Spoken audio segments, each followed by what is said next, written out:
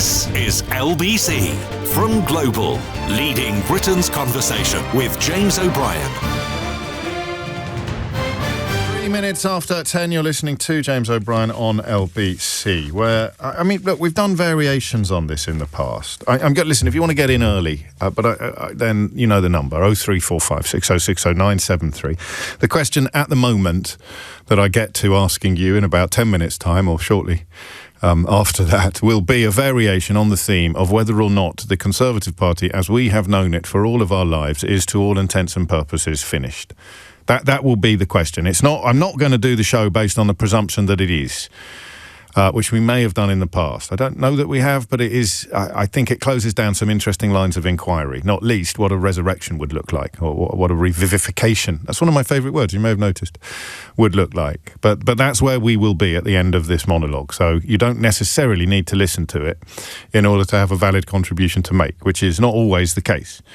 Of course, I reserve the right to change the question in the course of my own pontifications and ponderings, but as things stand at the moment, I'll be asking you whether or not it is your party, if it is your party, or the one of only two major parties that you have known for most of your life, unless, of course, you're in Scotland, Wales or Northern Ireland, but even then, it's called the Conservative and Unionist Party for reasons. Is it actually over, and if so, why? All right? Possibly even who. If we were going to pin it on one person, who would that person be? Because it wouldn't be Kemi Badenoch, I don't think, would it? And that will be the second part, I think, of your contributions today. I don't want you to ring me in exclusively addressing the question of whether or not we should take the speech live shortly after 11:15 today, but I'm going to add that to the mix because the confusion that I feel is absolutely real. And listen, I may get a bit personal and mischievous and cheeky in the course of this morning, but right now I'm just speaking to you completely authentically. I don't know. I don't know whether there is an objective case for crossing live to Manchester to listen to the death throes, certainly, of a political leadership, as opposed to a political party. I don't know. I find, as you know, much of what she does truly ridiculous, but much of what she represents feels to me politically and historically, even perhaps democratically important. Okay? So, I say Conservative leader, who's the first person you think of? It's going to depend partly on your age. Who is the first person that you think of? The first Conservative leader that you think of? You're going to go for Margaret Thatcher. You're going to go for David Cameron, possibly. If you are a lifelong Labour supporter, you might go for Liz Truss. That's the way you go. I've got a 25-year-old colleague who's gone immediately for David Cameron. I think I would probably go for Margaret Thatcher, so it's going to be pretty boring, this experiment, if it depends entirely on your age. Another 25-year-old colleague said immediately Theresa May. It's just a little thought experiment. All of these people popping into your head were leaders of the Conservative Party. And then, how about a leader of the Conservative Party who didn't end up Prime Minister? Who are you going to think of then? Pretty tricky, actually. In recent years, they've all had a go. But I mean, if you're a political anorak, if you possibly did a degree or an A-level in it, you probably go for William Hague. Do you know, I nearly said Alec Douglas-Hume then, but he was Prime Minister. He used to be the byword for leadership failure in the Conservative Party because he inherited the mantle of both leader and Prime Minister and then lost the subsequent election. William Hague is the leader that most people think of now, as opposed to perhaps Michael Howard. I'm just pointing out that these are not political jokes. Ian Duncan Smith, tricky. And that actually might be part of the problem, part of the question that we're asking, because Ian Duncan Smith was objectively disastrous as leader of the Conservative Party, but because of Brexit, which is no doubt going to feature in our conversation this morning, he was able to reinvent himself as some sort of statesman, despite being a byword for incompetence, idiocy, and fantasy CVs. That's part of the problem, perhaps. I don't know, because it's a ruthless machine. They got rid of him when it became clear that he was not going to get close to winning a general election. He didn't even get the chance to fight one. Michael Howard was a good leader. not least because he accepted his fate and put so much effort as leader into preparing the party for the election after the one he knew he was going to lose. You might not want to thank him for it, but he's the guy that put David Cameron, George Osborne and the rest of them in place, in pole position for the inheritance that would follow. Haven't mentioned Boris Johnson yet, and it's nearly 10:10. Boris Johnson, if we were to confine our conversation to the who's of it rather than the whys, would no doubt be writ large. And yet it's 2025. It is only 6 years since he was carried into Parliament on the shoulders of a grateful nation. Kind of. Again, the curse of Cassandra, being a political Cassandra, just sitting there going, this is going to end in tears. It's not a question of if, it's a question of when. You put this guy in charge and you're going to rue the day. Not just the country, but his actual colleagues are going to rue the day. The people currently cheering him to the rafters will be the ones that lose the most from promoting such an obviously inadequate and unsuitable character. And we, as a country, have learnt nothing from it, because the man currently leading the opinion polls in this country is, yeah, I'm going to say it, an even more inadequate and unsuitable character for Prime Minister. And we will sit here again saying that you're going to rue the day, you're going to regret this, like we did with Liz Truss's budget. Oh, there's another one, Liz Truss. Who thought of Liz Truss? I mentioned her, didn't I, in the context of Labour supporters. Sat here saying you're going to rue the day, you can't put her into, you can't let the Tufton Street think tanks rewrite our economic rules because the whole thing will blow up. They are nowhere near as clever as they think they are. In fact, they're very, very stupid. They just have the trappings of the British class system, convincing them that their sense of entitlement is actually a qualification. So who'd go for Truss? I don't know. Well, other names. Are there any other names? Ted Heath, if you're of a certain age, perhaps. Ted Heath, again, an impressive politician. Never more so, of course, than when he stamped on the rhetorical windpipe of his cabinet colleague Enoch Powell, despite the fact that at the time, as Satnam Sanghera makes a superb case in the Times today, as he writes about his former school mate, and I mean by that simply someone that went to school with Robert Jenrick. I have no idea whether they were mates, and it would be close to libel to suggest that somebody who wasn't was. But they went to the same school in Wolverhampton, so their lessons in race relations and integration would have been very similar, and yet Satnam has ended up one of the best writers in Britain, and Robert Jenrick has ended up one of the worst ventriloquists in history. I don't know if you saw his routine with the wig yesterday at Conservative Party conference, but I say what you like about it. You could see his lips moving. Of that, there is no doubt. So, John Major, again, Ted Heath, I should have finished that sentence, did fly in the face of public opinion when he cut Enoch Powell off at the knees. As we are discovering in recent days, weeks, months, years, racism is a very intoxicating drug. It's a very tempting offer for an awful lot of people who don't like thinking or indeed taking responsibility for their own actions or political decisions. A very, very, very intoxicating drug indeed. Ted Heath had the courage to stamp on that. Current breed of Conservative leadership, despite being much more ethnically diverse than any cabinet Ted Heath ever sat in, are stoking up the racism, ramping up the rhetoric. John Major. Interesting character. Decent man, clearly. One of those politicians who seems to grow in stature the further away from power he gets. For some people, Gordon Brown fits into that category, but that means you weren't paying attention at the time because he was a superb politician, just not a very good television performer. And that's pretty much it. Unless, of course, you are older than me, in which case you'd be reaching for Harold Macmillan. And, of course, everybody would reach for Winston Churchill, although it's a historical fact that he flipped parties quite a lot, but I don't know how many people who rightly revere Winston Churchill as our wartime leader think of him immediately as a Conservative Party politician or as a Conservative leader. He also lost spectacularly shortly immediately after the Second World War. So, I mean, it's all there, isn't it? 30 minutes after 10 is the time.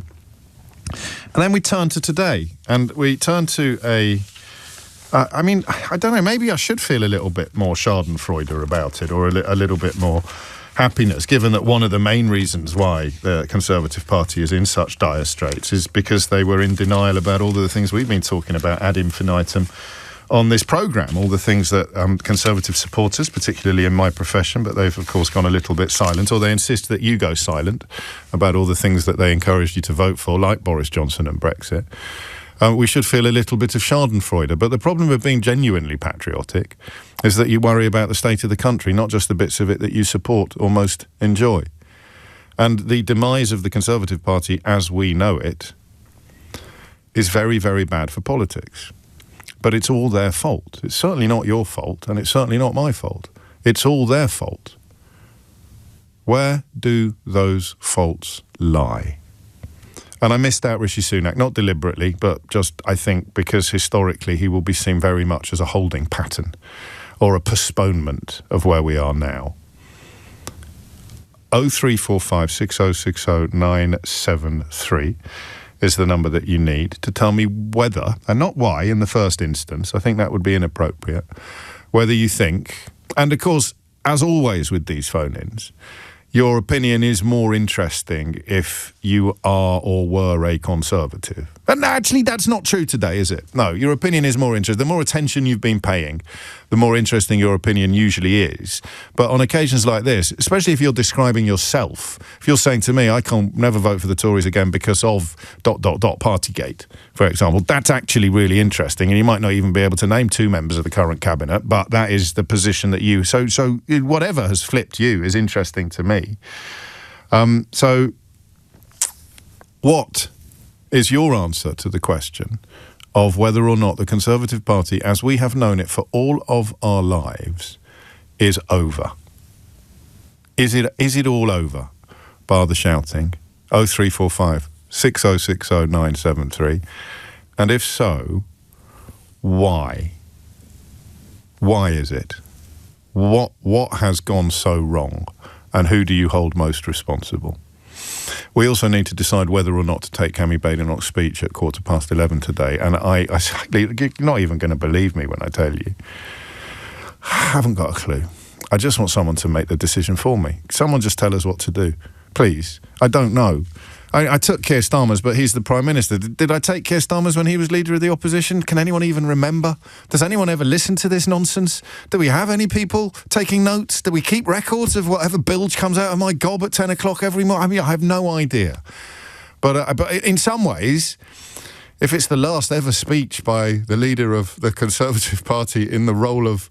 Well, it won't be the last ever, will it? Because we're not having a general election anytime soon. Could be her last ever. So what's going on? And... should we take that speech, for good or for ill? The time now is 10:16. If you hit the numbers now, 0345 6060 973, you will, as the man says, get through. James O'Brien on LBC. Do you know what? I'm in one of those moods. You can have a crack at everything I've said today, should you so desire, because maybe I'm wrong to be sad. Maybe I'm wrong to think that it would be a shame to see the Conservative Party shuffle off this political coil. You can tell me why. I mean, I have the history. Labour came closest to obliteration before the Second World War. But the Liberals I used to be a bigger force. So it happens. Political parties rise and political parties fall. We just never sort of think it's going to happen here. Are we watching it happen in real time today? Neil's in Alton in Staffordshire. Neil, what do you reckon? Hello, James. Hello. How are you doing? Very well, mate. What's on your mind? Yeah, I think they are in the death throes. I think they are finished. My recollection of the They not we. I noticed. They. Okay, yeah. carry on. Yeah, I am I have to confess. Yeah, full disclosure. I'm a Labour Party voter, not a member. But yeah, I go back to Ted Heath and Harold Wilson, and that's my first recollection of politics. My dad was always a Labour voter, but I think it squarely actually rests with Boris Johnson. I think I would nail it on him. David Cameron before that, and I think there's always been that European division in the Conservative Party. Cameron pandered to the right of the party by tabling the referendum in the first place. Yes. That backfired, blew up in his face, and then Boris Johnson kicked out all the sensible people in 2019, got rid of them all, had that massive call, and we're just left with what there is now. Yeah, the problem with this analysis, which I obviously share up to a point, and we may need someone saying we, not they, to take us further on this journey, is that Boris Johnson and Dominic Cummings did get rid of everybody publicly honest. There were some people privately honest who stayed, but anyone who felt it was important to be publicly honest about Brexit, got slung out of the party. But even under those circumstances, what they were left, the flotsam and jetsam that was left, make the people around Nigel Farage look like the Brains Trust. So the migration towards reform is not explained by what you've just described, or is it? Is it like the person who's already sold their house to send it to a fraudster in the Far East, and they've just come back and said, "Oh, sell your car, and we'll finally get the money again"? I don't know, but it doesn't quite work as a comprehensive analysis, because the things that failed, whether it's Boris Johnson, who Nigel Farage thought was brilliant, whether it's Liz Truss, who Nigel Farage thought was brilliant, whether it's Brexit, who Nigel Farage thought was brilliant, doesn't really explain, unless we're crediting these people with a little bit too much thoughtfulness and intelligence, it doesn't explain why you would migrate to the bloke who's been wrong about everything. I think there's a couple of things going on, James. Yeah. I think there's an element of abandoning ship, rats jumping off the ship and looking for a new home, and I think there's some of that going on.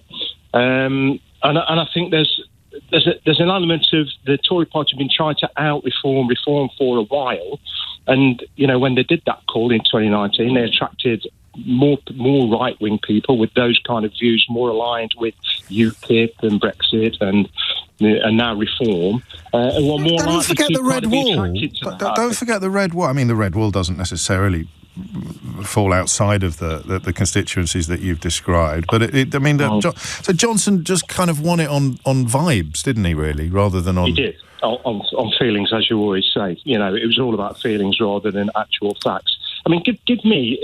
I know it said it's the them, not us, but if I had Michael Heseltine or a Ken Clark to vote for now, I would absolutely be drawn towards them, because they were sensible, moderate, Middle England Conservatives, and that's the heart of conservatism, as I remember it, and that's just gone. Where would that sit now? Where would that voter go now? They'd probably just be crossing their fingers and voting for Keir Starmer, wouldn't they? Yeah, or maybe Lib Dems, maybe, Lib Dems Green, maybe. Although I don't think a Ken Clark, Michael Heseltine fan is quite ready to land with the Greens. But maybe the Liberal Democrats, they differ on some issues, but they're going to be a huge threat in some constituencies. Final question. Thank you for kicking things off with such a quality contribution. But final question, is it a shame? I mean, because this is where the fact that you said they, not we, becomes more interesting. Is it a shame? I don't celebrate it at all. No, James. I don't either. I think we need a good opposition in politics to keep our parliamentary system running correctly. We need that balance, and reform aren't going to give us that. There's no one sensible in that party. No. We need a quality opposition. And I do mourn the loss of that sensible Conservative Party, as to give us those checks. And we're going to put it at 20. We're going to put it at 2019. People are more than welcome to track those routes further back, or to even to challenge that analysis. But I think that's going to be a more popular, a very popular position. And so, I mean, how do you process that? Oh, that of course. You process that by hopping into bed with Nigel Farage, don't you? So I was going to say, how do you process that if you fell for the snake oil of Brexit, the snake oil of Boris Johnson, even the nonsense of Liz Truss's mini budget? How on earth do you sustain the belief that you deserve a vote? Answer: give it to the sort of biggest charlatan of them all, and just cross your fingers that this time the money from your internet friend's deceased uncle in a lost Saudi Arabian bank account that runs to about £140 million that we can just get our hands on if you send me the proceeds of the sale of your house will actually be released and divvied up by tea time today. There's a name for it, isn't there? It's not double down theory, I don't think. It's a bit more sophisticated than that. But anyway, I want other answers to the question. I also want to hear people say no. The Conservative Party is not finished. Clever people are having a crack at what they need to do to resurrect William Hague. There you go. Yesterday, I think, in the Times, writing persuasively about the need to attract young voters. The likelihood of doing so, I'd say, was pretty slim. But if you don't think it's over, then 0345 60 60973 is the number you need to tell me why. Thank you, Neil. Anna is in Oxford. Anna, what would you like to say? Oh, hi, James. Hello, so I'm not coming from a perspective of having ever voted Tory, but my dad has always voted Tory his entire life, since his 70s. And he would always describe himself as a Conservative with a small c. Yeah. And he's been pretty horrified by what's been going on in the Tory party since the days of Johnson. But, however, despite having emailed his MP to say that he'd never vote Tory again during Liz Truss. He did vote Tory in the last election. So it's like he just cannot break up from that. And I think my point that I'd like to make is that I think I'd even go further than your last caller. I'd say this is about Trumpism. So I think around the 2016, when the Brexit vote happened, and obviously that didn't go the way that Cameron thought it would happen, Trump came to power, Trumpism became successful, it became a massive means in America to basically make money out of just spreading lies, hate, etc., etc. And I think the Tories started to look to that because obviously the small C conservatism maybe wasn't attracting the younger population because they weren't really moving with the times of becoming more progressive. So they looked at Trumpism and they thought, let's try that. Let's see if we can get in on a bit of that. And they did. And obviously Boris Johnson was the perfect person to embody that in Britain. So they did, and they became increasingly, in my opinion, corrupt, increasingly incompetent. They lost loads of money. We had all the scandals during COVID, etc., etc. And the country started to go the way that you'd expect it to go, which is the way that I would have thought that America would go. And so the voters started to see this isn't working. We don't want this. So obviously they lost. However, unfortunately, the voters needed something else. The voters that were never going to go for Labour or whatever, or Green, they needed something. So they're desperate. So they look at reform and they think, this is different, this is new, this is different, this is called reform, even its title. But the irony is, and I've been wanting to make this point for weeks on LBC, because I find it so frustrating that a lot of Reform members are those very same Tories, the ones that brought the Tory party down with their dishonesty, their populism, their culture wars, etc. They fill up the Reform Party. We've got Nigel Farage, who was obviously one of the big architects of Brexit, and that's part of the mess that we're in. And yet people are fooled thinking this is something new. It's exactly the same thing. But the difference is, and why the Tory party, I believe, is in a demise, is because Nigel Farage isn't in power. He can say all those things, and people think, yeah, this is going to happen, this is going to make things work. It's been tried, it failed. We know the Tories failed. So people are going... But people are still saying Trump's succeeding. So people are still saying Trump's succeeding. Yeah, well, I mean, I guess if they think, well, immigrants are being taken off the streets by ICE, and that's a good result. Or locked up. I don't know if they're being handcuffed. All of that. People so, let's unpick a bit of that, because some Tories didn't embrace it, but there weren't many left to resist it as a consequence. If I add your call to Neil's, as a consequence of that 2019 cull, when people like Jacob Rees-Mogg started shilling for Donald Trump, and Boris Johnson did as well, very enthusiastically, despite the moral depravity being plain to see. And this is why Trump now has. But he criticised him about the wall thing. Yeah. Then the idea of anybody being able to steer the Conservative Party back to a world where truth matters was sort of sank below the waterline. This is the funny thing. This is what I don't understand, and why I think that they've really lost the plot, because they obviously brought in. So Robert Jenrick and Kemi Badenoch were the front runners for the leadership, and Kemi got it. But you're looking at James Cleverly, who seems to be a reasonably decent, normal person, and they didn't. And my dad, of course, was horrified, and I don't know what he'd do now, but he certainly That's a fascinating counterfactual, isn't it? And the clever money says that they were too clever by half, and they started taking the victory they started divvying up the votes they thought they were going to get to make sure that they went up against the candidate they wanted to go up against rather than a candidate they didn't want to go with, and it all fell apart. And you ended up with a choice between Tweedledum and Tweedledummer when Badenoch stood against Jenrick for it. The two worst candidates, yes, in my opinion. And going forward, I don't you've got a lot to get off your chest, haven't you? I'm enjoying this. Really Carry on. No, I know. You fill your boots. Weeks. But, I really feel like, so basically the small C Conservatives, like my dad, will eventually not be voted anymore for obvious reasons. And I don't think that they're going to appeal to the younger people. And so I don't think that the Tory party will demise this year or next year, but probably in the 5 years. I think there's no one going to be left. There'll need to be a general election for it to sink conclusively below the waves, because they've still got, a significant number of MPs. But the idea of it being turnaroundable, there's one thing, Anna, that occurs to me, and I say this only because Reform UK Limited is obviously a cult of personality. They don't really have any policies except, I like this guy. He's really he's horrible about foreigners, all the foreigners, except the ones he's married to, but all the foreigners. And if Nigel Farage decided that he wanted to spend more time with his money, or his house in Clacton that his girlfriend bought with money that apparently was found down the back of a sofa. Yes. then where would people go? No one's going to vote for a party led by whoever's left in Reform after Farage decides to hang up his headphones. Do you think it's him? Do you think it's his personality? Yeah, he's good at it. He's good at it. I've been a student of the guy. I mean, you'll allow me to point out that it's very, very easy to unmask and debag Nigel Farage in public, and I still to this day don't understand why other people don't even try to do so, because the man is obviously made of meringue. But yeah, get rid of him, and you can see it now. Jenrick's trying to eat his lunch, as lots of callers said yesterday, and he ends up soiling himself on the conference stage in Manchester. They all tried to eat his lunch. Everyone on the right, all the Tories have tried to do what he does. He's just better at it than they are, because he's been doing it all his life.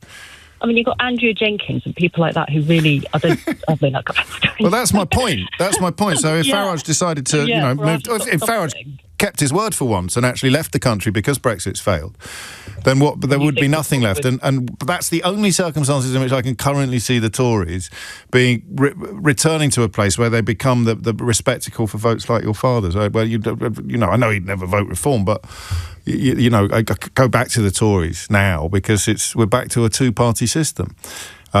I don't know. I'm just thinking out loud. It is 10:31. Thank you, Anna. Two absolutely cracking calls. I don't want anybody to feel unwelcome on the programme if they voted for all the things that we've described. Brexit, Boris Johnson, if, like Nigel Farage, you thought that Liz Truss's mini-budget. I don't know if I'm in the mood to talk to you if, like Nigel Farage, you think Vladimir Putin is a brilliant politician who you really admire and who your close friend and colleague took bribes from a stooge for in return for asking questions while sitting next to him in the European Parliament. I think that's probably a treachery too far. But if all the other treacheries, the lower level treacheries, appeal to you, and you think that you know why the Tory party was finished, or if you look back on supporting all of those aberrations and can't quite believe that you fell for it, your answer to the question of whether or not the Tory party is over, and if so, why, then you know the number. Just to Anna's point about the Trumpification, Jacob Rees-Mogg wrote an article for the Daily Telegraph just before they issued a ban on unhinged headlines, because they were getting so embarrassed about how much fun we were having with them. Just before the Daily Telegraph issued a ban on unhinged headlines, they commissioned Jacob Rees-Mogg to write about why he thinks Donald Trump should be the leader of this country, why we should invoke recondite traditions to make him Prime Minister. I think it was supposed to be tongue-in-cheek, but you can never tell with Jacob Rees-Mogg, because his cheeks are full of artificial plums. So even if his tongue was in there, you wouldn't be able to notice. But it still speaks to the point that they still today. 30p Lee, he could have a go at running the gig, couldn't he? I don't see much of him anymore. Another example of Farage being quite an astute officer, quite an astute operator, because if you had 30p Lee on your team, you'd probably be quite keen to pretend that you didn't. 10:33 is the time. Thomas Watts has your headlines. James O'Brien on LBC. 10:36 is the time. 03456060973 is the number you need to tell me whether or not you think the Conservative Party is finished, and whether, if you do or you don't, why you've arrived at that conclusion. And then the final question, which is growing in relevance to me, growing in interest to me, the more we pick over these bones, whether or not that is a bad thing. I'm of the mind very much that it is a bad thing, because, as our callers so far have reminded us, an awful lot of the territory they used to inhabit was sane, even if it was something you disagreed with, and they are being replaced on the right of British politics as a political force by people, and I hesitate to use the word policies, that are not sane. They are not rooted in reality. They make Liz Truss's fiscal calculations look like the work of Albert Einstein. But it doesn't matter if you're in the business of populism, and that's why the Tories ceding all that ground feels like a shame. But can you really mourn it when it's so obviously their fault? And they are now dedicated to trying to eat the same lunch. I had two leadership elections actually look really significant now. Nobody outside of A-level students and undergraduates ever dig into this stuff. But when Sunak lost to Truss, despite describing in some detail exactly what her economic policies would do to the country, and then when Cleverly lost to Badenoch and what's his chops, Honest Bob Jenrick, you kind of see there the spiral, the death spiral caused by the membership, so we mustn't let them off the hook. You know, Liz Truss didn't end up leadership of the Conservative Party by accident. She ended up with the leadership of the Conservative Party because the Conservative Party gave it to her.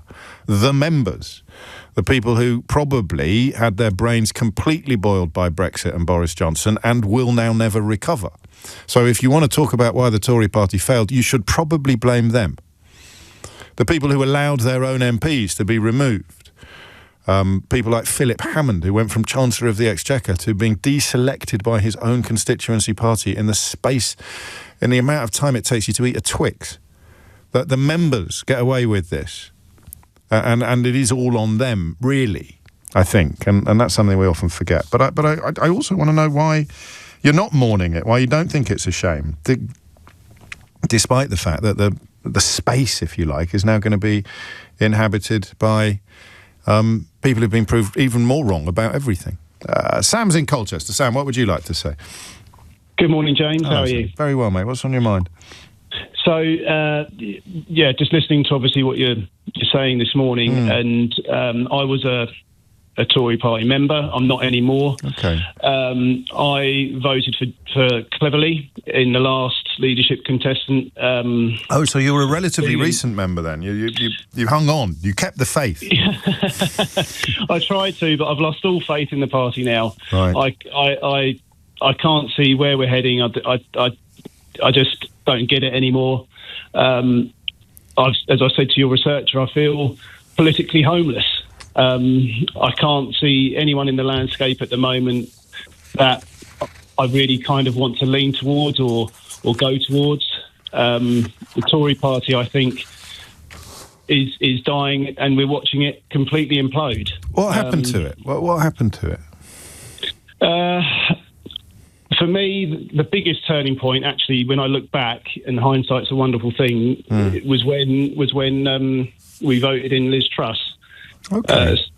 For me, Sunak, if he'd have stayed on in the first place, was voted in as the leader, I think that would have made us, or made the party, quite a better force. And I actually feel that going into the next general election with Sunak, where we obviously lost to Starmer, I think he would have had a bit more momentum behind him. And I actually felt that he was a better leader than the leader that we needed at the time. But do you know, that is such an interesting counterfactual, and it's one that gets overlooked quite a lot, isn't it? Because as a consequence of coming in after Truss, he felt like a caretaker of imminent defeat. Yeah. But if he'd actually had a fair crack of the whip himself... I mean, I remember that first speech, and then, of course, he ruined it all by putting Suella Braverman back in the Home Office. But he did, for about 3 hours, it did look as if he was tacitly acknowledging what had gone before. I always had a sense of him sitting in 11 Downing Street, holding his nose about much of what was going on in 10, and recognising... I mean, he supported Brexit, which I personally struggled with, but you probably didn't. And no. That you can't keep relitigating that in the context of moving forward. It would have been an entirely different proposition, Sunak's leadership, if he'd won that leadership battle with Liz Truss. I believe so, and I really felt disappointed when he lost that. And funnily enough, so I live in the constituency at the time, which was under Cleverly's management, and he obviously backed Truss at the time, which lost. Big Johnson fan as well. That's kind of when the curse of O'Brien kicked in. He went full Johnson. He got absolute Johnson derangement syndrome. But it's not far off the sort of time I started listening to you, actually. To be honest, so. Yeah, don't blame me. Okay, here's one for you. Badenoch reaches the end of her road sooner rather than later, who knows when, and actually the Conservative membership, of which you are no longer one, are offered an opportunity to choose between Jenrick and Cleverly, or Jenrick and Tom Tugendhat, one of these sort of rare characters who feel like they belong to the same party that Michael Heseltine was deputy leader of, or the same party that even, David Cameron was leader of. One of those politicians runs and wins. Is there a way back then? That may be a theory too far, but I'm asking you anyway. Yeah, okay. Well, I actually think that we're going to see a mass exodus of some of those MPs in the next 8 months anyway. I think some of them are going to float over to reform, particularly after I'm thinking of the ones that would never do that. James Cleverly would never do that. He said so actually today or yesterday. So whatever is left with a sensible leader, even if we have to endure another national implosion like Brexit or Liz Truss's leadership and let Farage have a go with the keys to demonstrate what a disaster it would be, because people don't believe those of us who keep telling them what a disaster it would be. Then the Tories have got a way back with a Cleverly or a... Yeah, I mean, if a Cleverly-esque person was to lead the party, that would probably sort of turn my head, and I would definitely start looking at that. I think a Cleverly, where he perhaps in the past was viewed as perhaps a right of centre politician under today's politics, would probably be considered more to the left, I think, in today's climate, which is bizarre to think. Well, that's the Overton window, mate. That's literally you're looking through the Overton window, and there it is. He hasn't moved, but the window has. That's a brilliant point, actually, Sam. Thank you, and thank you for the call. 10:44 is the time. There are at least 3 stories in the news today about Brexit. Would you believe it? 3, and of course, some people still insist that you shouldn't be... I bet some people who told you it was going to be brilliant keep insisting that you shouldn't be talking about it. You cannot have a sensible or informed conversation about British politics without mentioning our decision to become the first population in human history to impose enormous economic sanctions on ourselves and to make our country a place where racism was mainstreamed again. And I know lots of people who voted for it I hate both of those consequences, but you were warned. So my sympathy is mitigated. Limited, not non-existent, mitigated. There's 3 stories in the news today. I doubt anybody now could tell me what they all are. You could probably tell me 1, maybe 2. And I've said at least, in case I've missed any. But 3 stories that you weren't aware of on Monday that are in the news on Wednesday, all linked to the absurdity of jumping off that particular cliff without a parachute, or at least with a parachute that you bought off Boris Johnson. James O'Brien on LBC. 10:48 is the time. I have a rather splendid missing word round for you. Okay, pay attention on this, because if you get it, then I'll give you the money myself. Chinese woman hospitalised after swallowing 8 blanks to ease back pain. Now, I suppose if you know an awful lot about Chinese medicine, you might be able to work this one out. So I'm going to disqualify you from joining in. Chinese woman hospitalised after swallowing 8 blanks to ease back pain. And at top of the class to anybody who gets that correct. 10:48 is the time. I have completely forgotten to ask all of my callers so far whether or not they think we should take Kemi Badenoch's speech shortly after 11:15 today. I'm minded to stay with this conversation because I think it's really important for the time being. So we'll certainly carry it on over the news as we head towards speech time. A few of you are requesting that I take the speech live, but adorn it with my commentary, with one of my commentary. The problem is that lightning doesn't strike twice. I'm not being conceited. I really, really enjoyed doing the commentary for Donald Trump's visit to Windsor Castle when he rode around King Charles's garden in a special golden carriage. There was so much material to work there with, and I had an enormous amount of fun doing it. And I know that you did too. You know, haters gonna hate, but it was like a lovely aligning of the planets. And some of the people who got in touch to tell me how much they enjoyed it actually know what they're talking about when it comes to comedy. But this is just a woman standing on a stage not doing gaffes. And also, there's my joke. That's my joke. It's gone. That's my one joke. Oh, it's a good job she doesn't do gaffes in case she did a gaff. So she did a gaff and I go, oh, that's a good job she doesn't do gaffes in my sort of Terry Wogan style voice. And that's it. That's the joke. This is one of the rare occasions where we do all appreciate the hive mind. Because we can't make our mind up. The producer, who normally thinks that I'm insulting her when I ask you what we should do next on the programme, today is very much of the view that it is quite fair and reasonable to ask you whether or not we should take this speech. And then, you know, Chris says, take the speech, I could do with a laugh. It probably won't be very funny. And if it's unintentionally funny, I mean, the one you wish you'd taken, and I can't remember whether we did or not. Do you remember the Theresa May speech where everything went wrong? And she had one of those appalling coughs. We took that one live, didn't we? Was I in the chair for that one? No, it was elsewhere on LBC. I can't even remember. But that was incredible. And if I told you all of the things that happened during that speech now, and you weren't paying full attention at the time, you would not believe me. Because you start off with the fact that she can't stop coughing and someone comes onto the stage with a cough suite, and then some joker comes onto the stage with a P45 suggesting that she should hand in her resignation immediately. And you carry on like this, and then a letter fell off the thing behind her. The actual insignia behind her kept dropping off. As if that is the point where you think Anton Decker up there with the microphone and a button, a panel of buttons to make things happen. But it can't be that bad. It can't be that funny. And Theresa May didn't really say anything particularly bonkers or outrageous that day. But we took that one live. Oh, anyway, this is what the hive mind sounds like. If you've ever wanted to be a radio producer, here is your opportunity to step up to the plate and tell us why you think we should or should not take Kemi Badenoch's speech live, because it also is part of the conversation we're having about whether or not the Conservative Party is, to all intents and purposes, finished. And listen, it's a slightly self-selecting sample, this.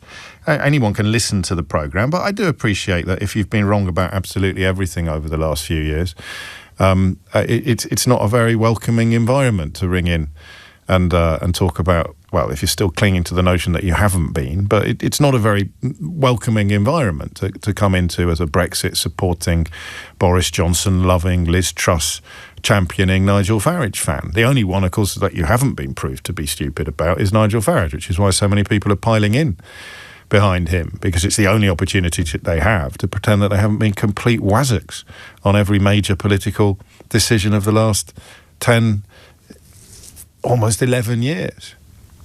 But I still want to know what you think about the Conservative Party, whether or not you think it's finished. Even as a former Conservative member, you're not prepared to admit that it's all your fault. Rebecca is in Glasgow. Rebecca, what would you like to say? Hi. I think it is. It's not a good thing that the Conservatives are in a decline, and I've never voted Conservative. They kind of tempered the ugliness that we're hearing now. As soon as they started to pander to that, we're now finding ourselves with more extremes. This is fascinating, because I talked about Ted Heath cutting Enoch Powell off at the knees, but I also remember, I think it was even Theresa May who talked about we can't be the nasty party anymore. They recognised the dangers in in those generations. Yeah. They recognised the dangers of letting the tiger out of the bag, didn't they? The racist tiger. Yes, the problem is that what politicians don't understand is that most people are centrists. They may have some views that are slightly to the right or slightly to the left, but when policies are running basically to the centre, things do run better in people's lives. Now, the Tories have shot themselves in the foot over half a century ago in Scotland, and they do still have representatives in the Scottish Parliament or down in Westminster. However, these same representatives won't even put Conservative on the leaflets they throw through our doors. We have elections coming up next year, and the MSPs, who are Tories, are still putting leaflets through the door without their party name on it.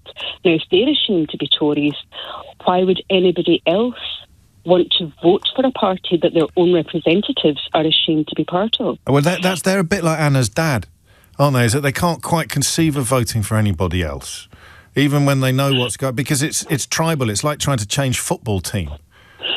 Well, that's the thing. I mean, the thing is, the governments that are running things right now are paying for what's been kicked into the grass for decades. Yes. We went through the heydays of Tony Blair's government, and we all hark back to those good days. However, some people hark back to Thatcher. I mean, they do. Yeah. Yes. So but both work generationally, don't they? When Tony Blair basically gave everything out on PFIs. We're still paying for those PFIs. And in Scotland, when the budget comes in, a huge amount of that is cut off for PFIs. The local governments as well are still paying for these PFIs, but the party that's in charge will be blamed for the cuts. And it doesn't matter who takes over, there's always going to be these debts that come up. So when Farage, if he gets in, once he's dealt with everybody like me who has a little brown tinge to her skin or a black tinge to their skin or an accent, once they're all shipped out and he's still not managing to balance the books and he's still not able to do anything, then the people who voted him in are the ones that are going to suffer. We're seeing it with Trump. There's a lady that I'm in touch with in America, and her business is broken because of the tariffs. There's one company in America I will buy from, but they are paying the tariffs for customers in Canada and the UK to keep their business. And the thing is, it's going to happen here.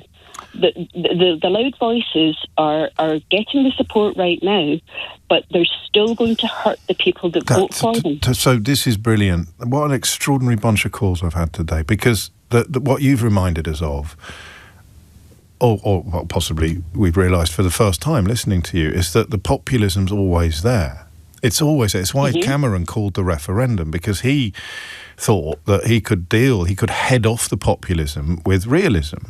And for a variety of reasons, A, being a bit rubbish at it, B, putting someone in charge of the whole campaign who was also rubbish, and C, having a leader of the opposition who was at least as rubbish as the other two men, it didn't happen. Realism didn't get a look in, because propagandists and populists can always say, I will give you something brilliant tomorrow, and however hard you work to describe what you've got today, they can always say, no, I've got something better, I've got something better. So that knowledge that they're always there, nibbling away at the edges of reality, waiting for an opportunity, whether it's a refugee crisis or a recession or cost of living, waiting for an opportunity to come galloping in and blaming it all on foreigners, whether you're Enoch Powell or Nigel Farage or Stephen Yaxley-Lennon. Everyone's known it's always there, and the Tories are dead because they've walked into it. They've taken it, that rhetoric, they've taken that politics by the hand rather than trying to contain it. Until they become more of a centrist party. Well, I don't even think that's the right word. I don't want to.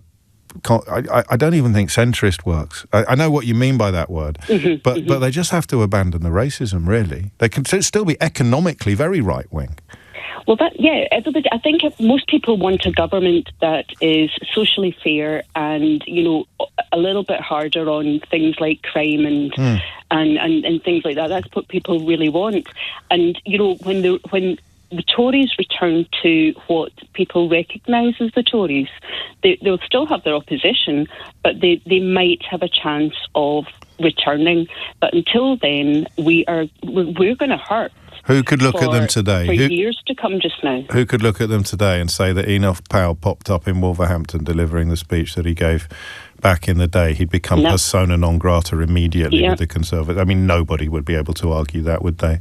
No. Honest Bob Jenrick could probably have a go at him for not going far enough. Ah, wow, thank you. I mean, the one element of it may be that I don't fully buy into, but that is there. The idea that there's any way back at all. And of course, I think we are mostly centrist.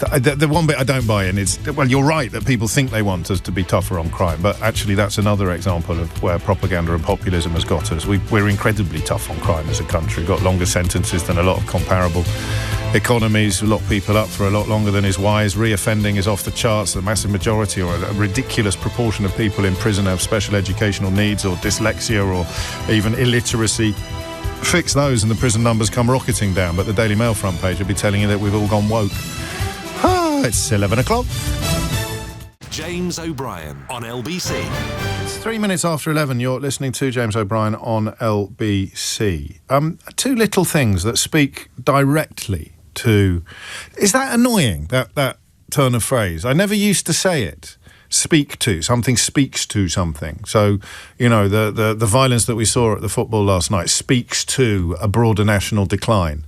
I really like it as a figure of speech. Is that the right word? I really like it as a phraseology. I think it really works. I've caught myself using it all the time because it does a job that other words don't do. But I don't know if it's annoying. Is it up there with kind of management speak or gobbledygook about, emissions and I don't know. Anyway, these two interventions from two people I admire enormously in the sphere of public commentary and academe really, really address...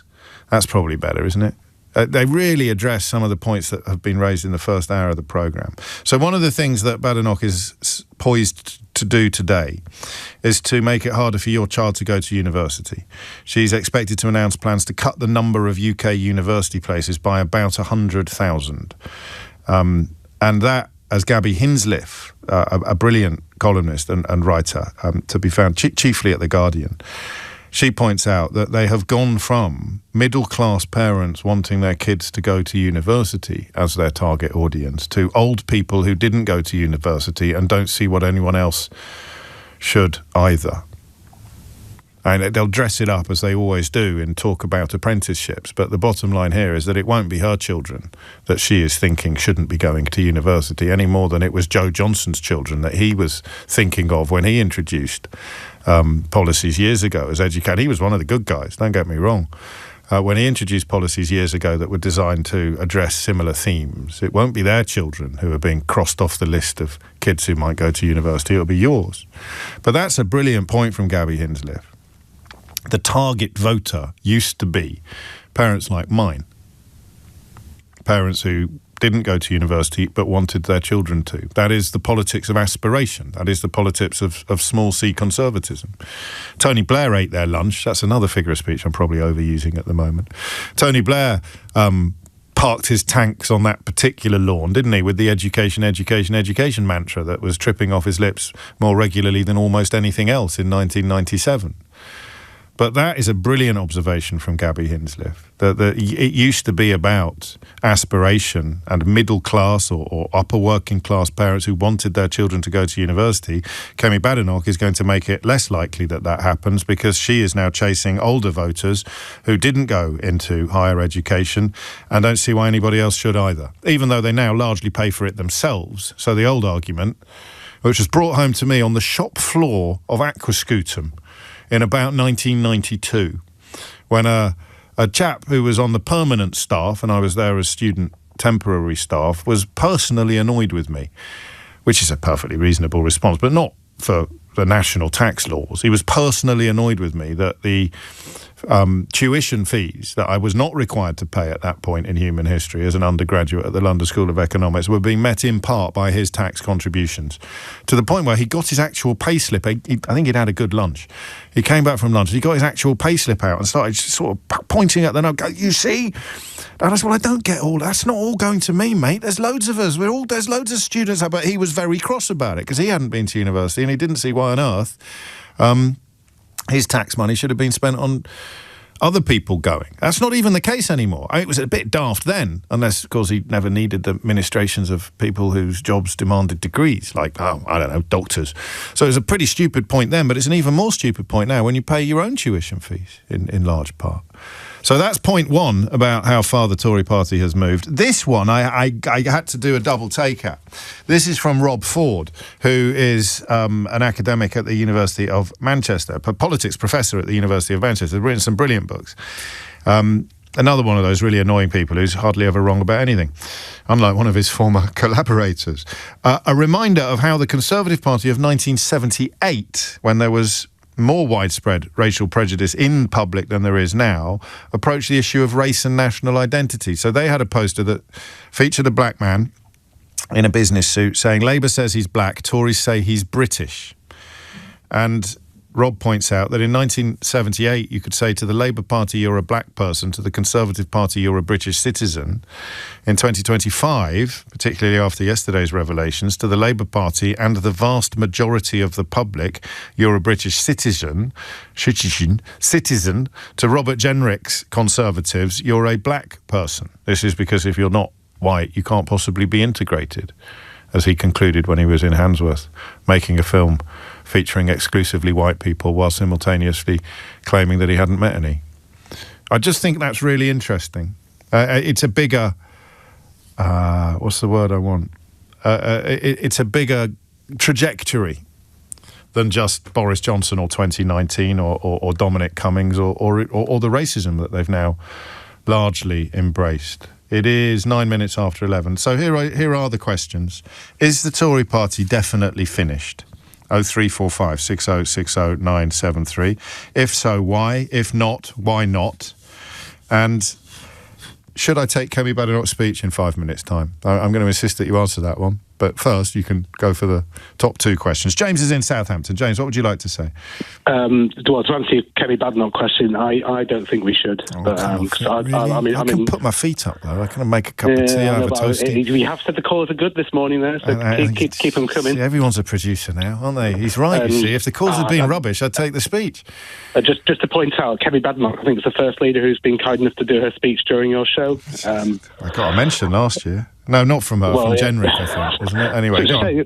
I'd love to have heard a Led Dem speech on your show, but they did it on Sheila's, I think, so never mind. There you go, swings and roundabouts. What do you reckon? Are they done? I'd like to think so, yeah. I mean, as a former voter as well. Member or just voter? Up until spoiling my ballot in the 2019 election. I didn't see any viable choices to vote for in that year. Fair enough. I think Brexit was the first thing that went wrong, and I'd say Boris Johnson, to use a scientific analogy, was the catalyst. And for the catalyst, Liz Truss was an even more powerful catalyst. Are you sure about that? I mean, obviously, you're right in the terms of your own personal journey, but I don't know. I think now, if you put everybody under hypnosis, people would not really even remember Liz Truss. The ones whose mortgage got smacked would remember their mortgages getting smacked, but I don't know that her name or her face would appear in many people's consciousnesses. True. Well, it's difficult to forget as somebody who used to. I mean, if you took me to the doctors in the late 2010s and got me diagnosed, I'd probably be diagnosed with footballification. So, died in the World Tour. Died in the World Tour. Closely, I was still a naive, like 20-something in those days, and probably bought into all the stuff. But I mean, it was more liberal in those days, though. Yes. Would you imagine someone like Honest Bob Jenrick trying to get gay marriage through now, for example, or equal marriage? No, exactly that. We may be doing him a disservice. We may be doing him a grave disservice, but it seems unlikely that anyone who used the word woke as a pejorative would have been on board for those sort of policies. Exactly, yes. I mean, it was I probably did get swept into all the austerity things back in the early 2010s and thinking that was a good thing. The economy wasn't doing that badly. I mean, I think that was partly mainly to do with the fact we were still in the EU and had that economic benefit, because that has really sort of... How did you vote last year? Liberal Democrat, even though we do have a really good local MP who's a Conservative here in sort of the outer suburbs of Southampton. But is there a way back? Is there a way back for your old team? Not until they, like I said, not until a cup run, James, a decent cup run, even if they're not going to win the league.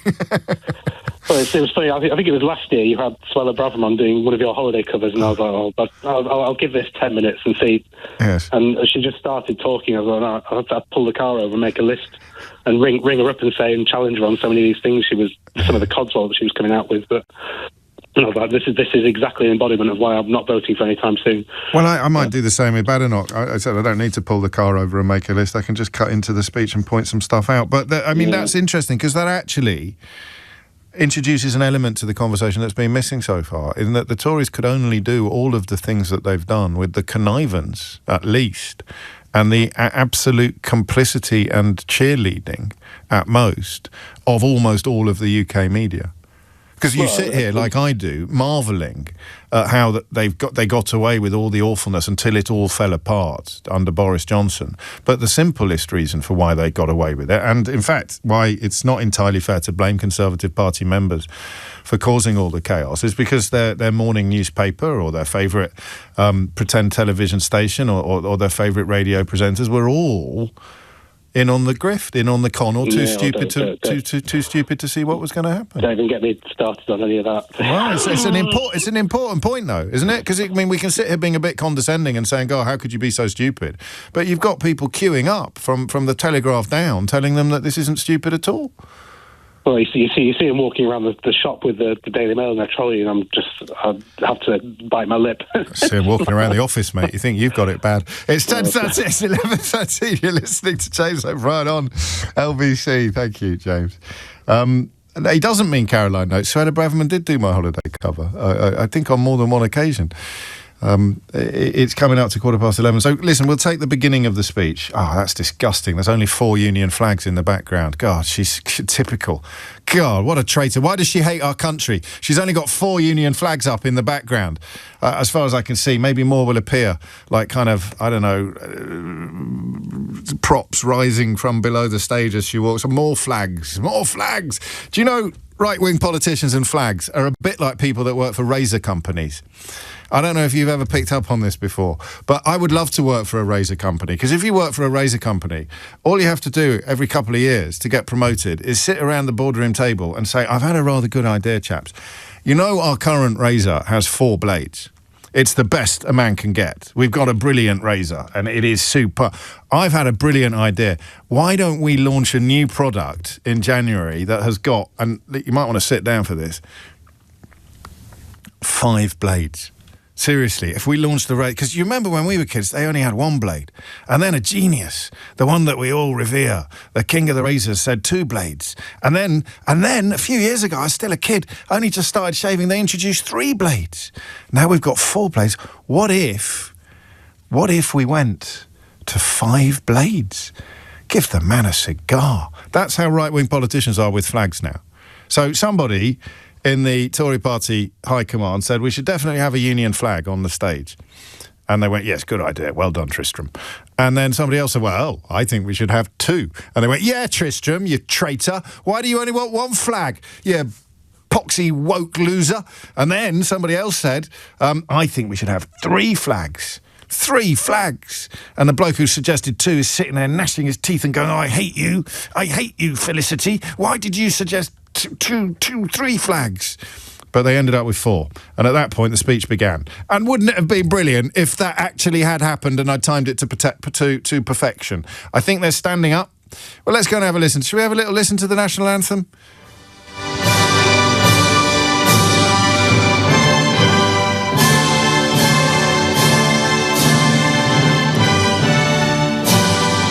I would say that the familiarity with the lyrics reminds me of footballers.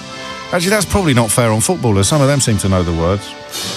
But there are the closing bars of God Save the King, the United Kingdom's timeless and deeply moving national anthem. Various people who you've never heard of and will likely never hear of again are currently applauding as Kemi Badenoch, the woman who would never be Prime Minister, prepares to deliver a speech in which she is required to pretend that one day she might be. The Party is under new leadership. From now on, we are going to be telling the British people the truth, even when it is difficult to hear. Fulfilling the role. It's a video. It's a video. Good Lord, I thought that she'd come up from below the stage like Taylor Swift. I thought she'd popped up through a trapdoor and just started. We are winning for. 100% sure it's a video. Thank God for that. I thought I didn't mind because, you know, but crashing the beginning of the speech is not going to get me the big gigs. When Dimbleby hangs up his headphones or Clive Myrie decides to take the day off. And that is, of course, what we are in the business of pursuing every time there is a major event. Not that this is a major event, but you take my point. Anyway, this is a video. He would sack her. Be a leader, not a lawyer. No politician alone can build lasting prosperity. That comes from business. From Being a innovation, leader, not a lawyer, of course, was one of the lines that emerged during Donald Trump's state visit, where being a leader apparently involves being incoherent, unpleasant and wrong, while being a lawyer involves being coherent, fair-minded and often right. They should have warned us. Please welcome to the leader of the stage. Conservative Party, Kemi Badenoch. Be still my beating heart. It's on, lads. She's coming. Is she going to dance on stage like Theresa May? They're all getting to their feet. And here she is, waving with one hand. Hands together, look serious. Smile and wave. Wave and smile. Approach podium. Thank you. Genuflect before flags. I made that last bit up. For now. And sit back and enjoy.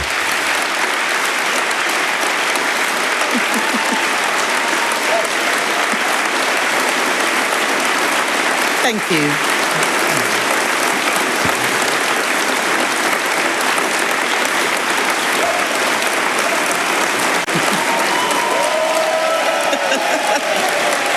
Thank you, conference.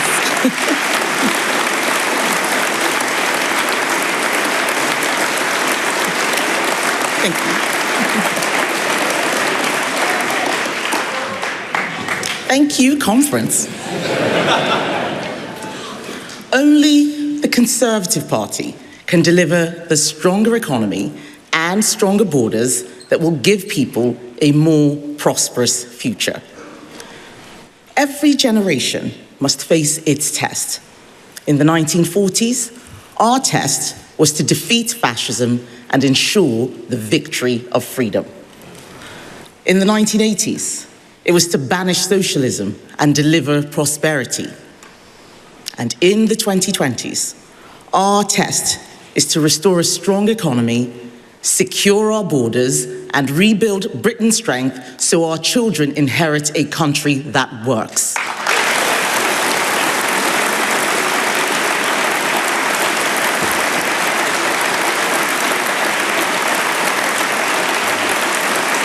Can't help thinking about the country that Keir Starmer inherited in 2025. Ladies and gentlemen, conference, thank you. Thank you for standing by the only party that can meet the test of our generation. The only party that can deliver a stronger economy and stronger borders. Everything else relies on getting this right. National security, order on the streets, decent healthcare, high-quality education, cohesion in our communities. None of this exists without a strong economy and strong borders. A weak economy makes us poorer. The services we rely on get worse, and people cannot build a better life for themselves or their families. Weak borders allow people to exploit our generosity, put our housing and public services under pressure, and fracture our sense of who we are as a nation. A weak economy and weak borders means steady decline. I reject that fate. There's no way we're going to take any of this, is there? We're not live already. What? Oh, right, how embarrassing. How long are we going to give it? Together, we Conservatives will save Britain from that fate. And we can do it together because we are a strong team. My fantastic shadow cabinet, Mel, Chris, Claire, Laura, Rob, Andrew, both of them, James, both of them, Mims, Jessie Stewart, all of you, thank you. Thank you so much.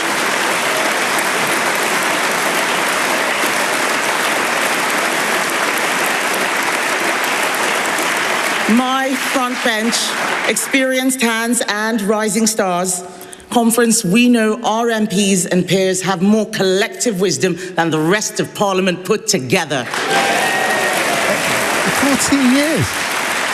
14 years. And it's... Oh, wow. It's maybe not we'll just stay for a them. bit longer. Let's not forget Darren and our MSs in Wales, Russells, and our MSPs in Scotland, our fantastic mayors. Labour beater, Ben Houchin, Reform slayer, Paul Bristow, councillors, activists, you are our party, thank you. I think I know what's going on here. I'll tell you in a bit.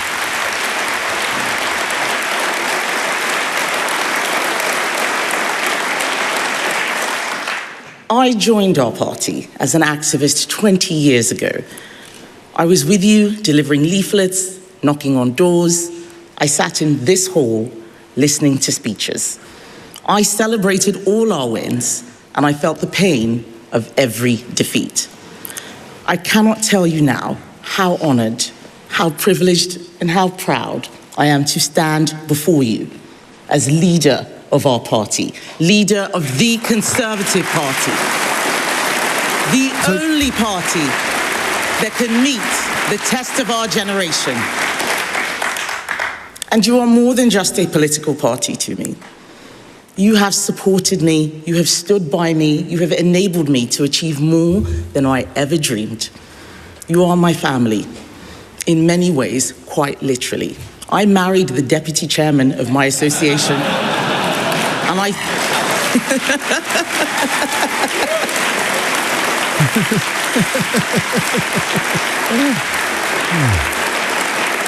I certainly would not be standing here today without my husband, Hamish. Thank you, Hal.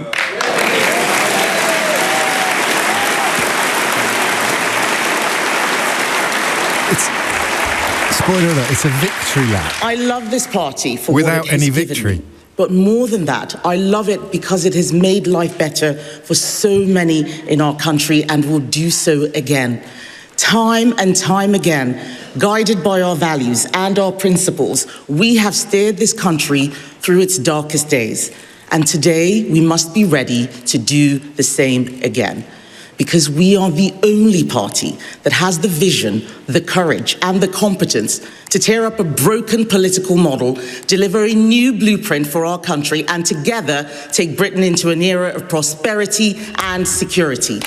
It's a very odd flex, isn't it, to move effortlessly from mentioning that you joined the party that's been in power for 14 of the last 15 years, 20 years ago, and have worked tirelessly to support it, and then describe the political system we've ended up with as broken. Because they are not the same ones that we faced in the 1940s, or the 1980s, or even the 2010s. The country that Hamish and I were born in had its issues, but thanks in large part to hard choices taken by this party, opportunity was there for people who worked hard. People had a sense of pride in our national story and excitement about the future. I'm not so sure young people feel that way anymore. They feel they are living somewhere where things never get any better. Britain is stagnating while the world around us moves on. We are competing with restless and ambitious countries around the world. We are competing with 1 billion people in India striving to become middle class. We are competing with economic success stories like Poland. 15 years ago, Polish workers came here to find opportunity. Now, Poland is growing twice as fast as we are. While Britain was redefining what a woman is, China was building 5 nuclear reactors. Obviously, it's a choice that all governments face, building nuclear reactors or looking at legislation surrounding LGBT people. You can't do both. To lift their lives and their children's lives up to a standard that we have taken for granted. Some countries won't be able to do this. And in those countries, the ones that left the European Union, decide that they want to come here instead. Unlike Poland. And if our borders are not secure, they will succeed, especially if our economy is addicted to migration. Of course, we want brilliant minds and great talents to come here, but at the moment, we are not just taking in doctors and engineers and scientists. We are accepting hundreds of thousands of people, some with many dependents, some with no skills at all. This broken immigration model is heaping pressure on our public sector, a public sector which already, every year, demands more and more and more of our money. Yet services don't get better, they get worse. Everyone in this room knows what I'm talking about. We have all felt it. We used to ring up our GP and get an appointment the same day. Now we have to wait on the phone to see if we're one of the lucky ones. We have potholes that have been around for so long, people are holding birthday parties for them. Fair play, I hate potholes, but actually. Underneath no, all that's of fair. this is a society which is struggling to cope. Struggling to cope with the reality of getting poorer, struggling to cope with the erosion of a sense of who we are as a country. We cannot drift our way into solving these problems. We know what drift looks like. It looks like allowing the trade unions to overturn years of progress in school standards. It looks like letting our veterans face vexatious prosecutions when we should be worrying about the strength of our military.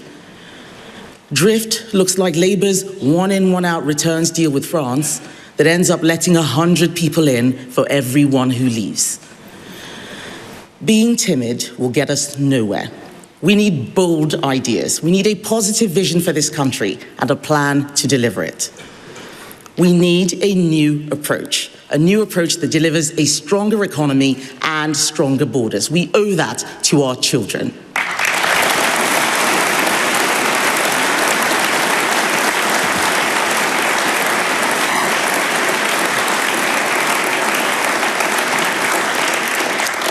our time in government, we did great things. Labour want to pretend the last 14 years were all bad. They want to forget that they were losing all that time.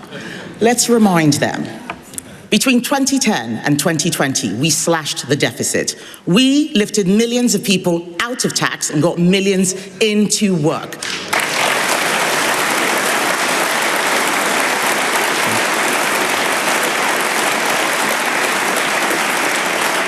We sent English schools soaring up the international league tables. We led the coalition against Russia's invasion of Ukraine.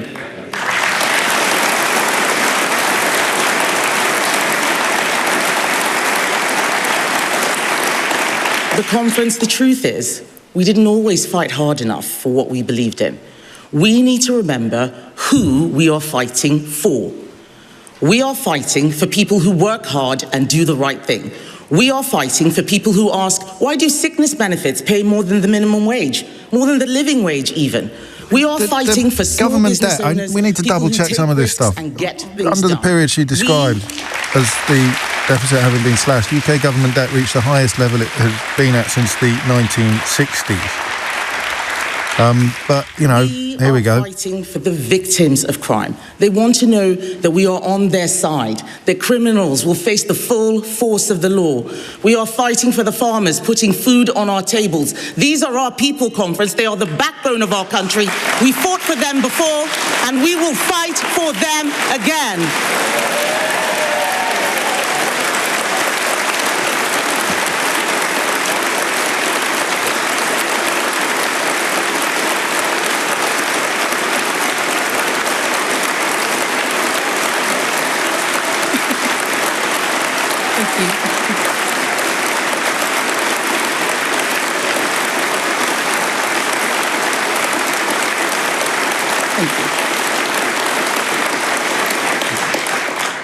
Conference, time and time again, we have been the only party that is bold enough to do what is needed, the only party that is competent enough to do it properly. We were bold enough to create the modern police force, to introduce free state education for every child.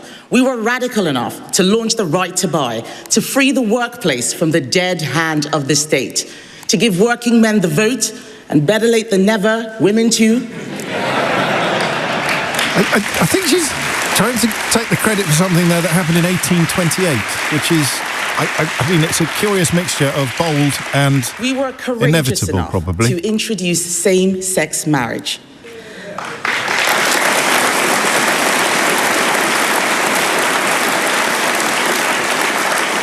And of course, we were brave enough to take Britain out of the European Union, honouring the biggest democratic mandate in our history. I actually loved it. To go from comparing us to Poland and wondering why Poland is performing so much better economically than we are, and then to invite a round of applause for enacting one of the main reasons why is it's genius. All of that was us. But enough about past glories. Actually, how about one more? Conference, do you know the one thing we Conservatives have done the most throughout our history? Clear up the mess left by Labour. Patient satisfaction with the NHS in 2010 was the highest it had ever been since records began. It's currently, I think, the lowest. And my goodness, they are making one hell of a mess. Never in the field of human history have so many been let down by so few.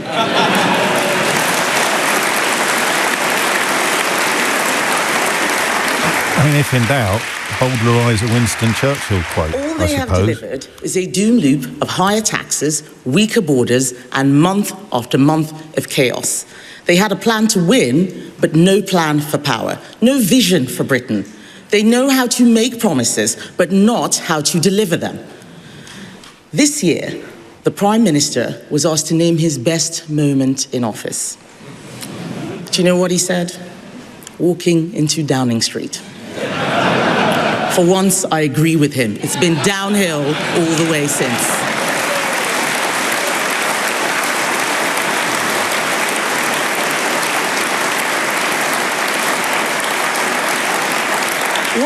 What have Labour given us? an anti-corruption minister under investigation for corruption, a homelessness minister who made her own tenants homeless, a housing secretary sacked for dodging housing taxes. You couldn't make this stuff up. Of course, under the last three Conservative governments, they'd all still be in the job, and Boris Johnson would be sending out messages instructing his colleagues to form a ring around the ministers who've broken the rules, rather than getting rid of them. Sent abroad to lie for their country. Well, at least in Peter Mandelson, they had a man of experience. Jacob Rees-Mogg, of course, sent to Balmoral to lie to the Queen by Boris Johnson. I mean, listen, I have my views, but this is absolutely extraordinarily awful. And I think our decision at 10 o'clock this morning to discuss whether or not the Tory party is done is looking prescient. Minister failing to rule out the tax rises we all know are coming. The Mayor of Manchester touting his own manifesto for the country. But to be honest, I can't blame Andy Burnham for that one. Who doesn't want to get rid of this utterly useless, weak Prime Minister?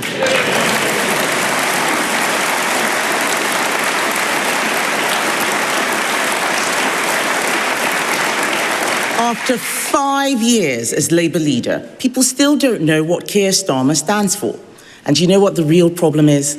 He doesn't know himself.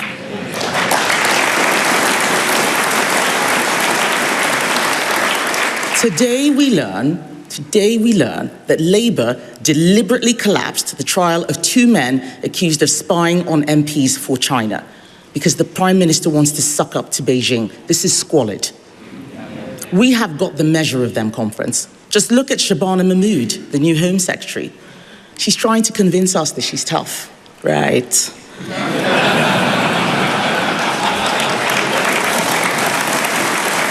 was that? What happened there? I remember when Shabana Mahmood tried to stop foreign criminals being deported. Do you remember that, Rob? I remember when she lay down on the ground in front of a Sainsbury's protesting because they were selling food from Israel. So forgive me if I treat this newfound tough image with a little skepticism. I mean, one of those things has nothing whatsoever to do with the other, but I don't think you're supposed to stop and think about these things. Everything. Anyway, well done for starting the police force in 1828. Likes to congratulate herself for breaking the glass ceiling. What she's really broken is our economy. Attacking those who work hard, destroying business confidence, forcing wealth creators to leave the country, piling debt onto our children. We know that in her November budget of doom, she will give us all something to cry about. The highest business taxes since the 1970s, taxes on farmers, taxes on education, an unprecedented tax, punishing parents who work hard to invest in their children's future. Shameful.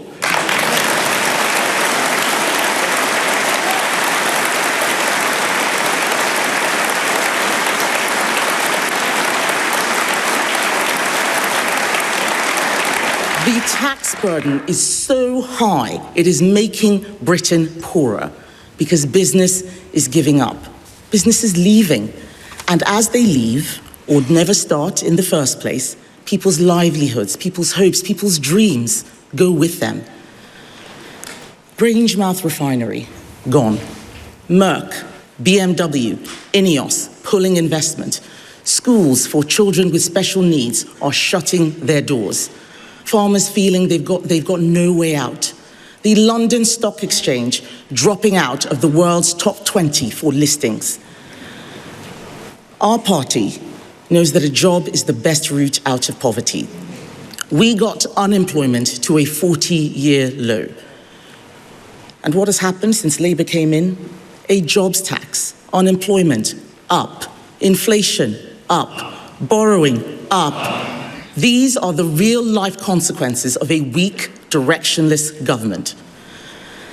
Conference, last year, the public voted for change, but all they have been given is change for the worse.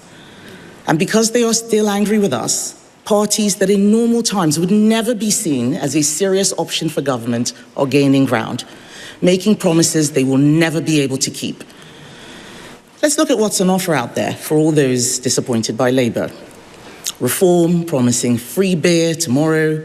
Jeremy Corbyn, promising free jam. Lib Dems, promising free lentils. All of them promising more spending, blowing up the public finances. Whether it's Starmer, Farage, Corbyn or Davey, all these men are shaking the same magic money tree. Following the same failed playbook, no plan for growth, no honesty about the scale of the challenges, and it always leads to the same result. More government, more taxes, more debt. It is irresponsible, it's cynical, and it's why Britain needs Conservatives back in charge. I've done it silly. I've left it so long, we can't really pull out now. Also, I presume that division is on the way, isn't it? As opposed to just the critique of, I don't know, Keir Starmer for not having cleared up the mess he inherited yet. So I think, and apologies for this, I promise I'll be particularly charming and hilarious when we come back at the end of this. Beat them, but we're going to have to listen to all of it. As George Bernard Shaw said, never wrestle with a pig. You both get dirty, and the pig likes it.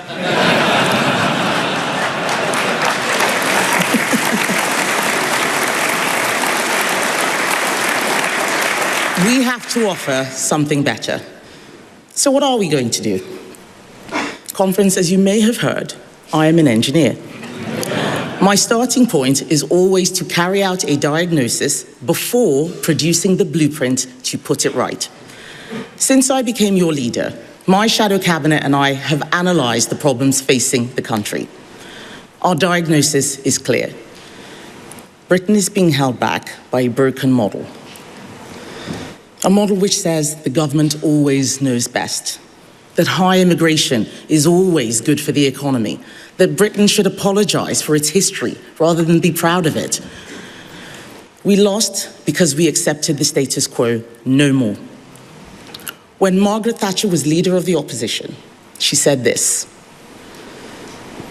if every Labour government is prepared to reverse every Tory measure, while Conservative governments accept nearly all socialist measures, the end result is only too plain.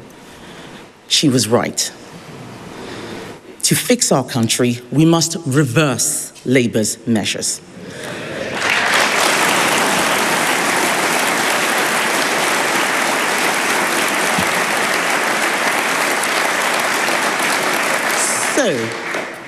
So, we will cancel their vindictive tax on education.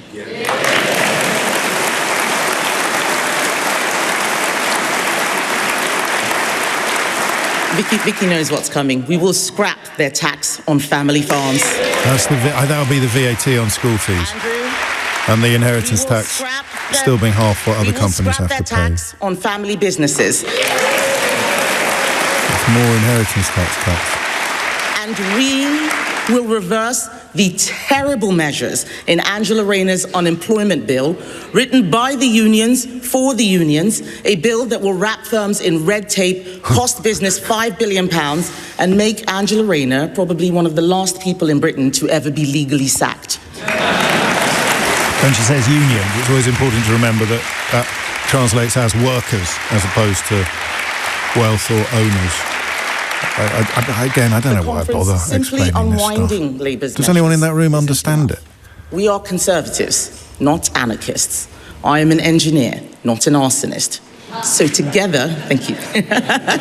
Laura Trott looks very much like she doesn't understand what is currently We being said are on creating the a blueprint for Britain, a new settlement based on Conservative values. Hurrah.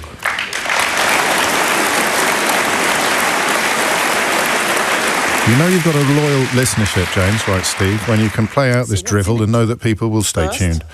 Securing our borders. On Sunday, I announced our plan to take the UK out of the ECHR, to scrap the Human Rights Act, to deport 150,000 illegal immigrants. This is a plan, not a slogan.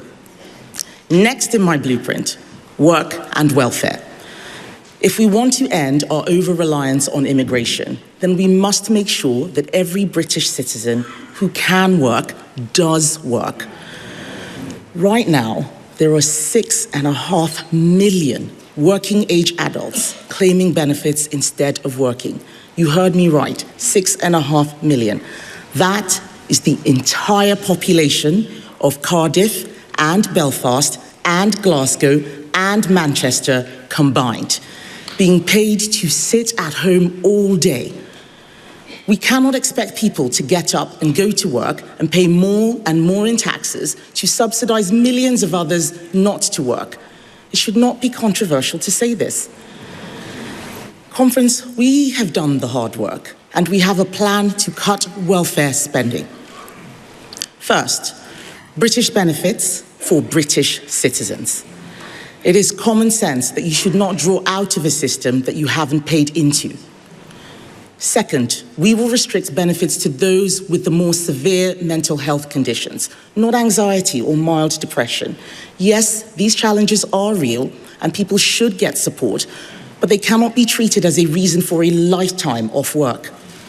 And third, we will restrict motability vehicles to people with serious disabilities. Those cars are not for people with ADHD.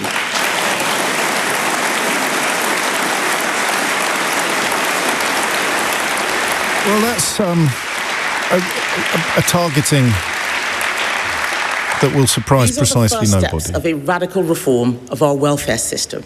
We will return it to its founding principle, that support only goes to those that really need it. This should be common sense, but only the Conservatives understand this. Labour, Lib Dems, Greens, the Nationalists and Reform are all demanding more welfare spending. They don't care that it's not fair, but we do. I will be inviting your calls in response to this speech shortly, not least because I need the company. After COVID, 2,000 people a day were being signed onto out-of-work sickness benefits. It is a national tragedy that in just 1 year of Labour, the latest figure has more than doubled. 5,000 new people are signing on each and every single day. Many are young people who are losing the chance to make something of themselves, never knowing what it's like to pay their own way. This isn't just about saving money, important though that is. It's far more than that. It is driven by our deep Conservative conviction that work is a good in itself.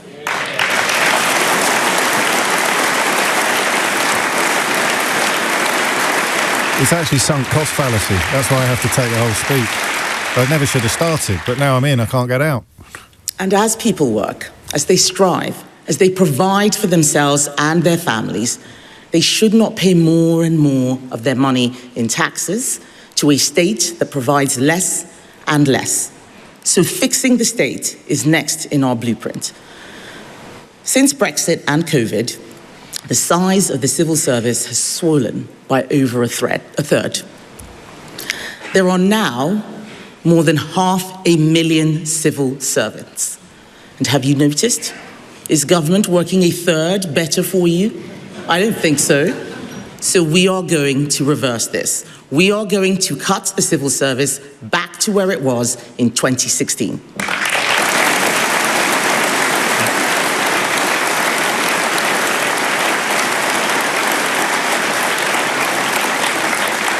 And as Conservatives, we don't just believe in reducing the size of the state. I have always said that while government should do less, what it does, it should do well. Let me give you an example. Conservatives are proud of our police. Unlike Labour, we will always have their back. But security and prosperity cannot exist in a country where the law is mocked, where crime is ignored, and where criminals laugh at justice. Right now, tens of thousands of police hours are wasted every year on non-crime hate incidents and form filling. Officers chasing tweets instead of thieves. The Shadow Justice Secretary is stopping more fare evaders than Transport for London. Thank you, Rob.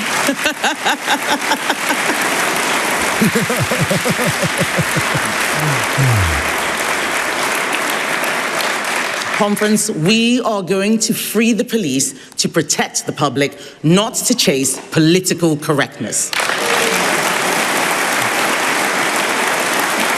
going to probably spend half an hour working out a million different ways to say it, but all of the problems you're describing were created by you and your colleagues, aren't we? 800,000 hours every single year waiting with mental health patients.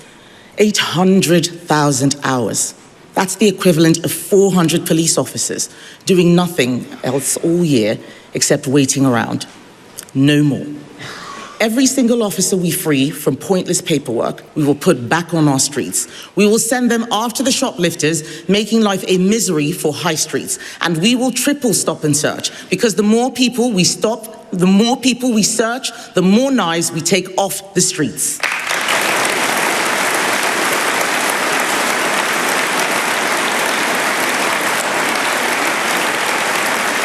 I don't know why I bother, but it was Theresa May who explained to the Police Federation that cutting police numbers wouldn't affect crime or crime detection. To make things work better. In the NHS, industrial action has kept waiting lists high for far too long. Enough is enough. We will ban doctors from going on strike. Good luck with that, mate.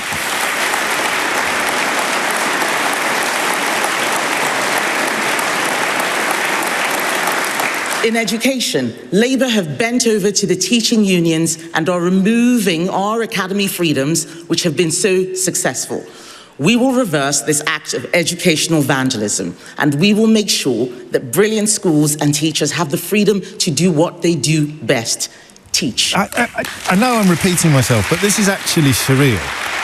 So you describe a country being broken, and all you've got to do by way of a vision is to promise to undo all of the things that the new person has done, which aren't even much anyway. The skills you need to get on in life. It should ensure you get the job you want. So, if your name's Rachel, you can be an economist instead of working in customer complaints.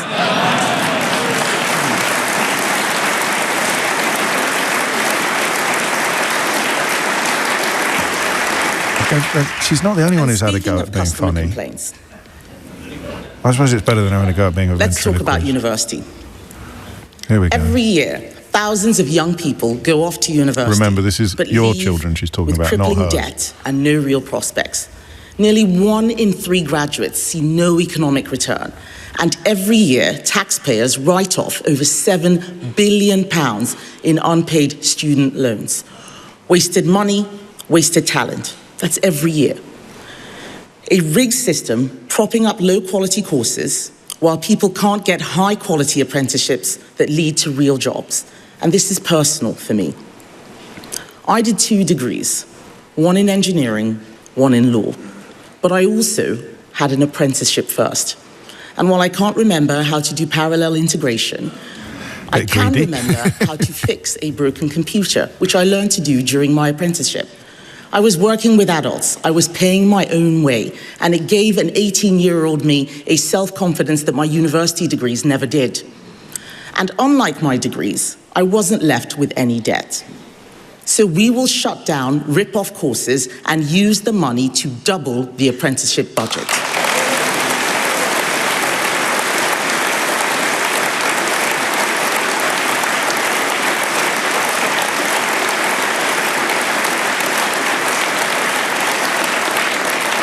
We'll be giving thousands more young people the chance of a proper start in life, just like I had. Which brings me, conference, to the most important task that we will face and the centrepiece of our blueprint. The reason why the Conservative Party is the only party in Britain who can be trusted to meet the test of our generation is that none of this works without a strong economy. Securing our borders, getting people into work, policing our streets, defending the nation, none of it is possible without the money to pay for it. And we are the only party with a plan to get our economy back on track. It starts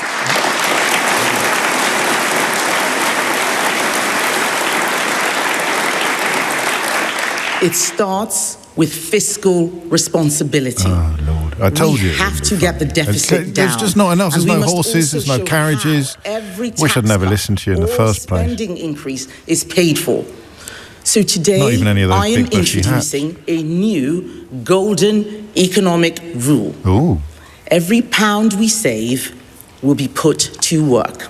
At least half will go towards cutting the deficit, because living within our means is our first 50p. priority. That's not right for me.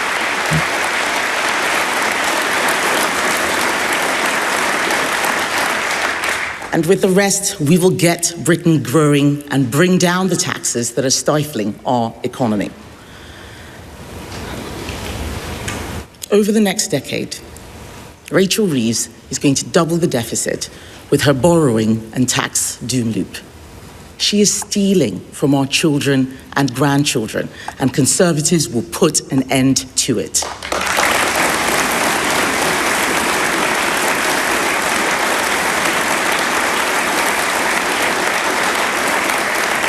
We will always explain upfront where we will make these savings. We're not going to do what Labour did, promise not to cut public spending, only to snatch away pensioners' winter fuel payments. We are doing things differently.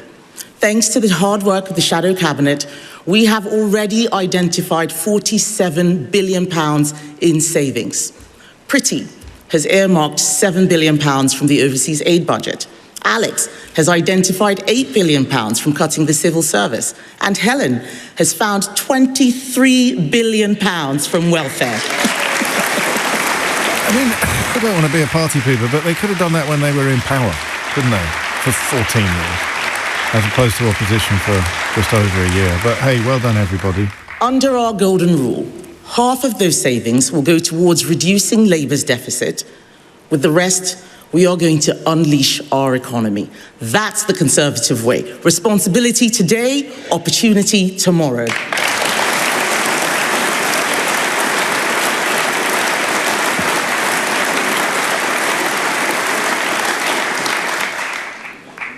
Like so many young people, all of my first jobs were on the high street. Yes, in McDonald's. Have I ever mentioned that? But it wasn't just me. All of my friends were doing similar jobs. Cafes, local pubs, family-run shops, the places that make our high streets what they are.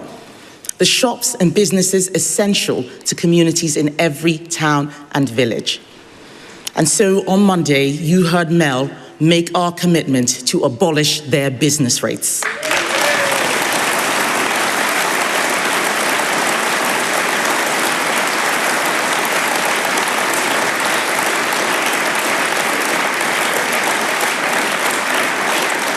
So whether you're a councillor, a mayoral candidate, a campaigner, I want you to go out there and spread the word that the Conservatives are bringing back the high street. Hey.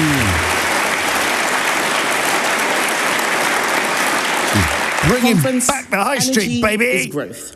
It always has been, and it always will be. Countries with cheap energy grow faster. Countries with expensive energy decline.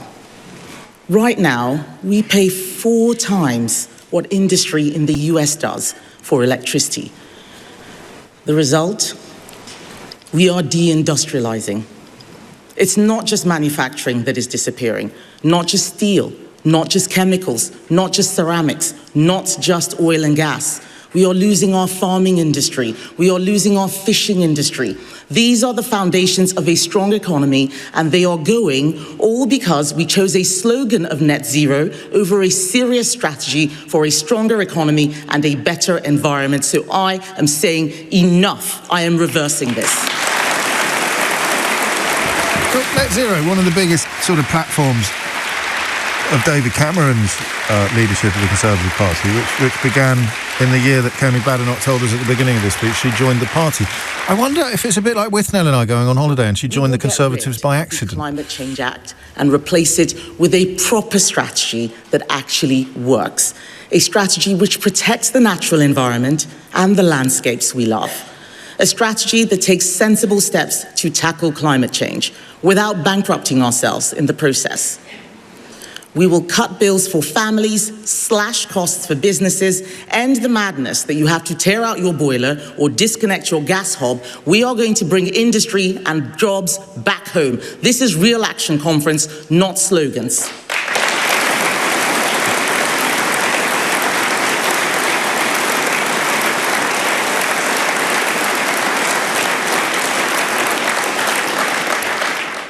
Conference, I'm not a climate change skeptic, but I am a net zero skeptic.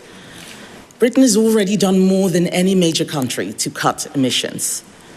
But we cannot have a law which will make this country poorer while creating jobs abroad and increasing our reliance on hostile states. So we will axe the carbon tax on electricity. We will scrap Labour's wind and solar levy, and instead we will give you our cheap power plan.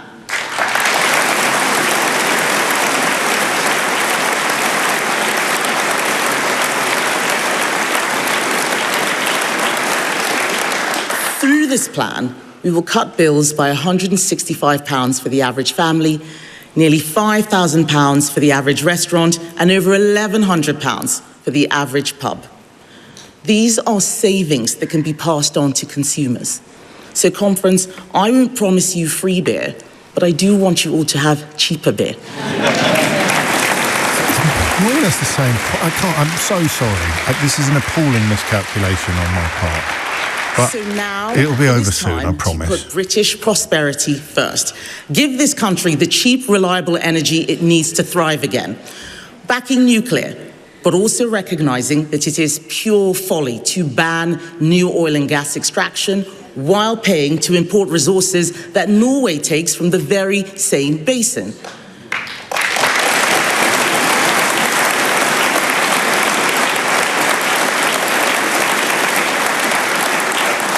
So when it comes to the North Sea, we have a very simple policy. Drill our oil and gas now.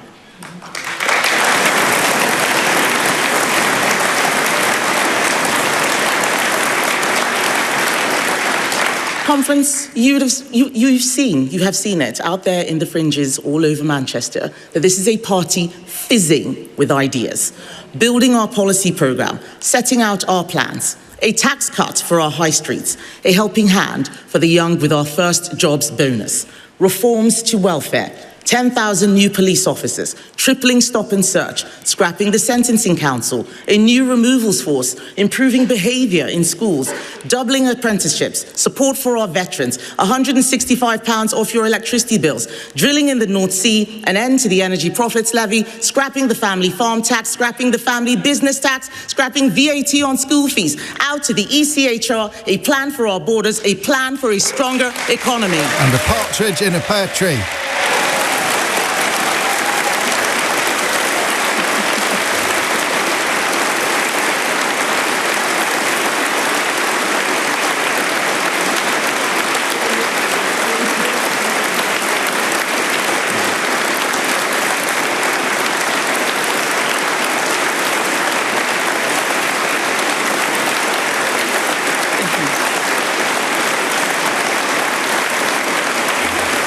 Is that it? Thank you.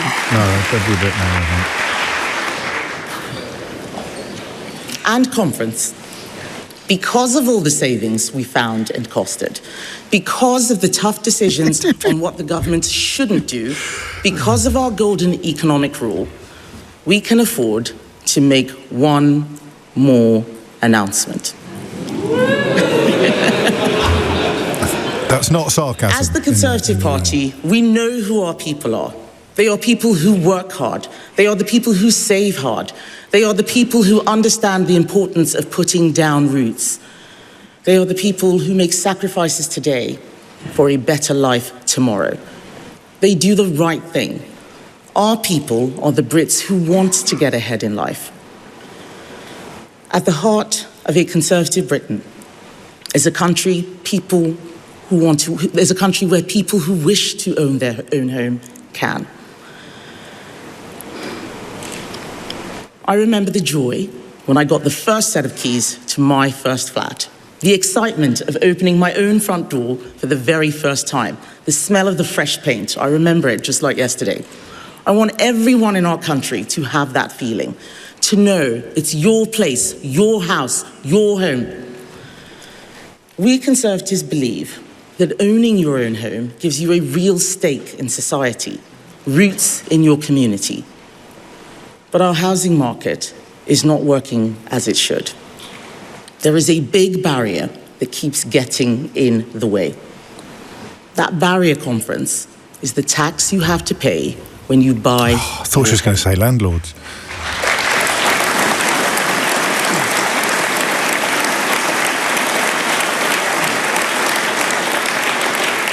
I haven't even said what it is yet, but you all know. You all know that that barrier is stamp duty. Young people trapped in the pain of renting, workers who want to further their career, pensioners who want to downsize but can't afford the thousands of pounds they have to pay in tax. Conference, stamp duty is a bad tax. It is an unconservative tax. The last Conservative government cut stamp duty for thousands of home buyers. But now we must go further. We must free up our housing market, because a society where no one can afford to buy or move is a society where social mobility is dead. So I have looked at the stamp duty thresholds to see where we can change them. I have looked at the rates you have to pay to see if we can lower them. I have decided that we can't, because that simply wouldn't be enough. Conference, the next Conservative government will abolish stamp duty on your home.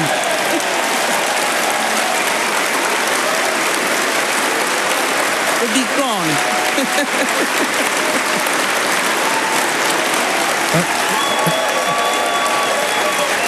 You don't pay stamp duty, do you? I thought you'd like that one. Under £500,000. Isn't that already exempt from stamp duty? But they're literally, I mean, okay, well, it's very, very good news for anybody who's got a house worth £1.5 million or above. It's extremely good news.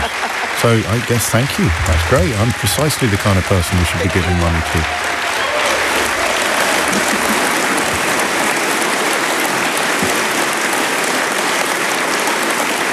Thank you.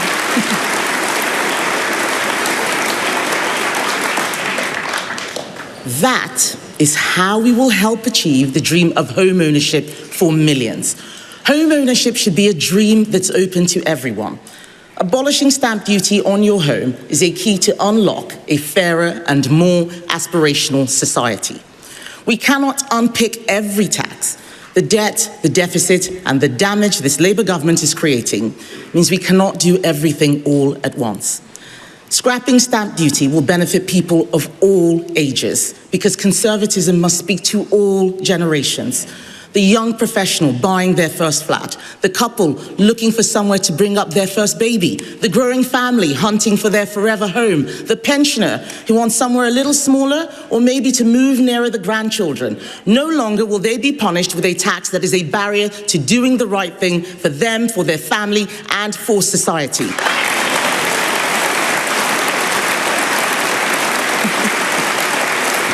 Thank you.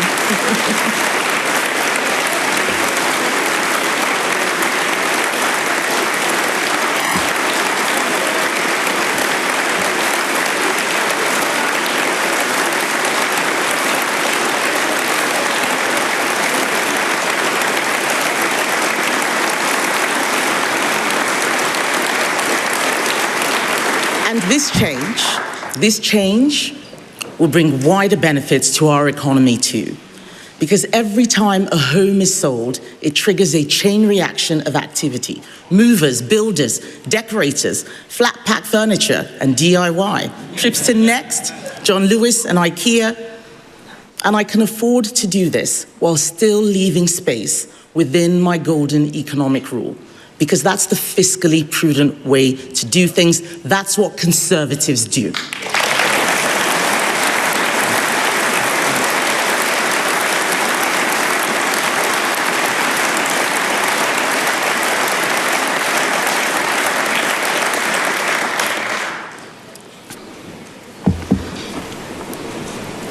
Conference, I want to see a better Britain, where people have a brighter and more prosperous future. The Labour Party fails when it follows its principles. We fail when we don't follow ours.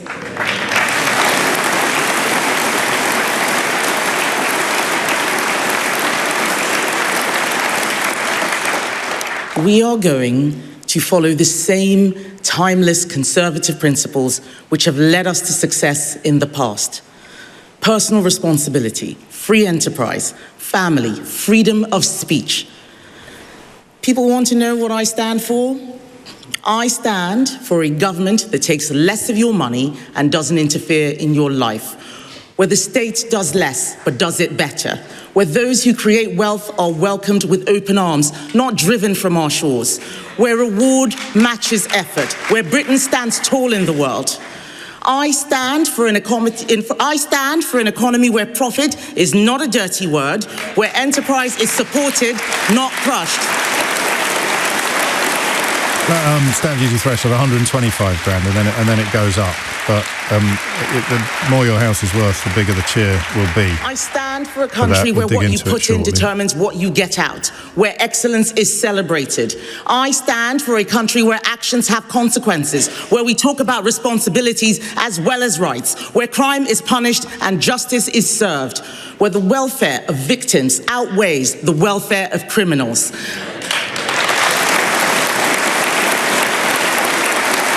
To be clear, to a few texters, I didn't actually force you to listen to this. There's plenty of other things you could have done as well. But I'm grateful to you for sticking around. I stand for a society where free speech trumps hurt feelings, where everyone knows what a woman is, where people are judged by the content of their character, not the colour of their skin, where the vulnerable are supported, but where freeloaders are told where to get off. A bit uncomfortable for Robert Jenrick, of course, who yesterday dominated the news agenda because of his determination to judge people precisely by the colour of their skin. But hey-ho, on we go.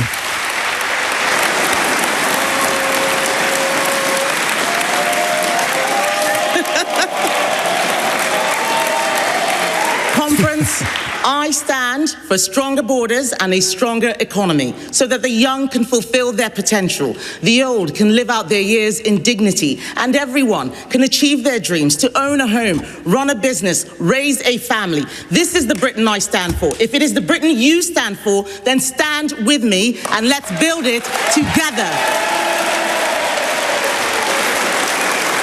Your thoughts on this shortly, 0345 6060973. I'm serious as well. Look, I think it's an absolute pudding, but I'm more than happy to be cautious, disciplined, not in the way that Tory MPs used to like, I mean verbally. Are we done? Another wave.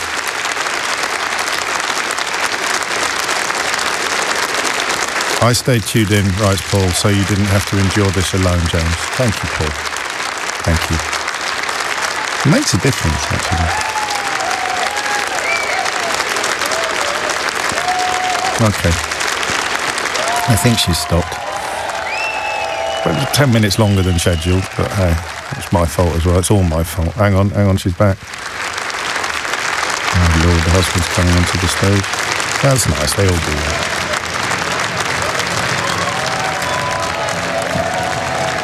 So it's first-time buyers who get even bigger stamp duty exemptions, up to about £300,000, I think. And that, I think, concludes... she's joined on stage by her husband, Hamish, who I discovered recently went to the same school as me. Do you know, she it just doesn't matter, does it? Two things have happened to me at the hands of Conservative MPs and involving my school. One of which was her trying to make hay out of the fact that I went to a public school without mentioning that her husband went to the same one. But that is only the second most embarrassing thing that a Conservative MP has ever done with regard to where I went to school. And I'm going to give a special prize to anybody who can tell me what the most embarrassing thing a Conservative MP has ever done while trying to make some sort of hay out of the fact that I went to a public school. Something I'm entirely unembarrassed by and completely... In fact, the only reason they know where I went to school is because I talk about it. Some would say too much. Anyway, enough about me. I just want to take a moment to welcome everybody back from Heart 70s, if I may, because can we just text everyone who's been listening to Heart 70s, please? Tell them we're back now with the normal programme. I've got quite a bit to get through this hour. We'll catch up with Natahsa Clark shortly about that speech. Simon Marks will join us because I am increasingly persuaded that we are not doing enough on what is actually happening in the United States of America. Lewis Goodall has a new podcast that I know you're going to enjoy, so we'll talk to him about that as well. And I also have, a frankly astonishing development that broke over the weekend, but I didn't bring it to your attention because A, I thought you already knew, and B, I don't have the words to describe it. But if I were to tell you that a prominent member of the far right in this country has been invited to Israel this week by the Israeli government, who is the last person on earth you'd think it could possibly be, given their track record? So a prominent member of the far right with a history of, I don't want to give you too many clues. Who would be the person that would make you go, OMG? Unless, of course, you're over the age of 17, in which case you'd go, oh my goodness. And if you go for the most outrageous person you can think of, it pains me to tell you that you'd almost certainly be right. James O'Brien on LBC.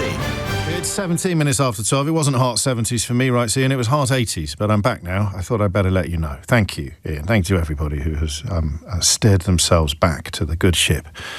The good ship Jimbo. Still in Terry Wogan mode. After that extraordinary speech.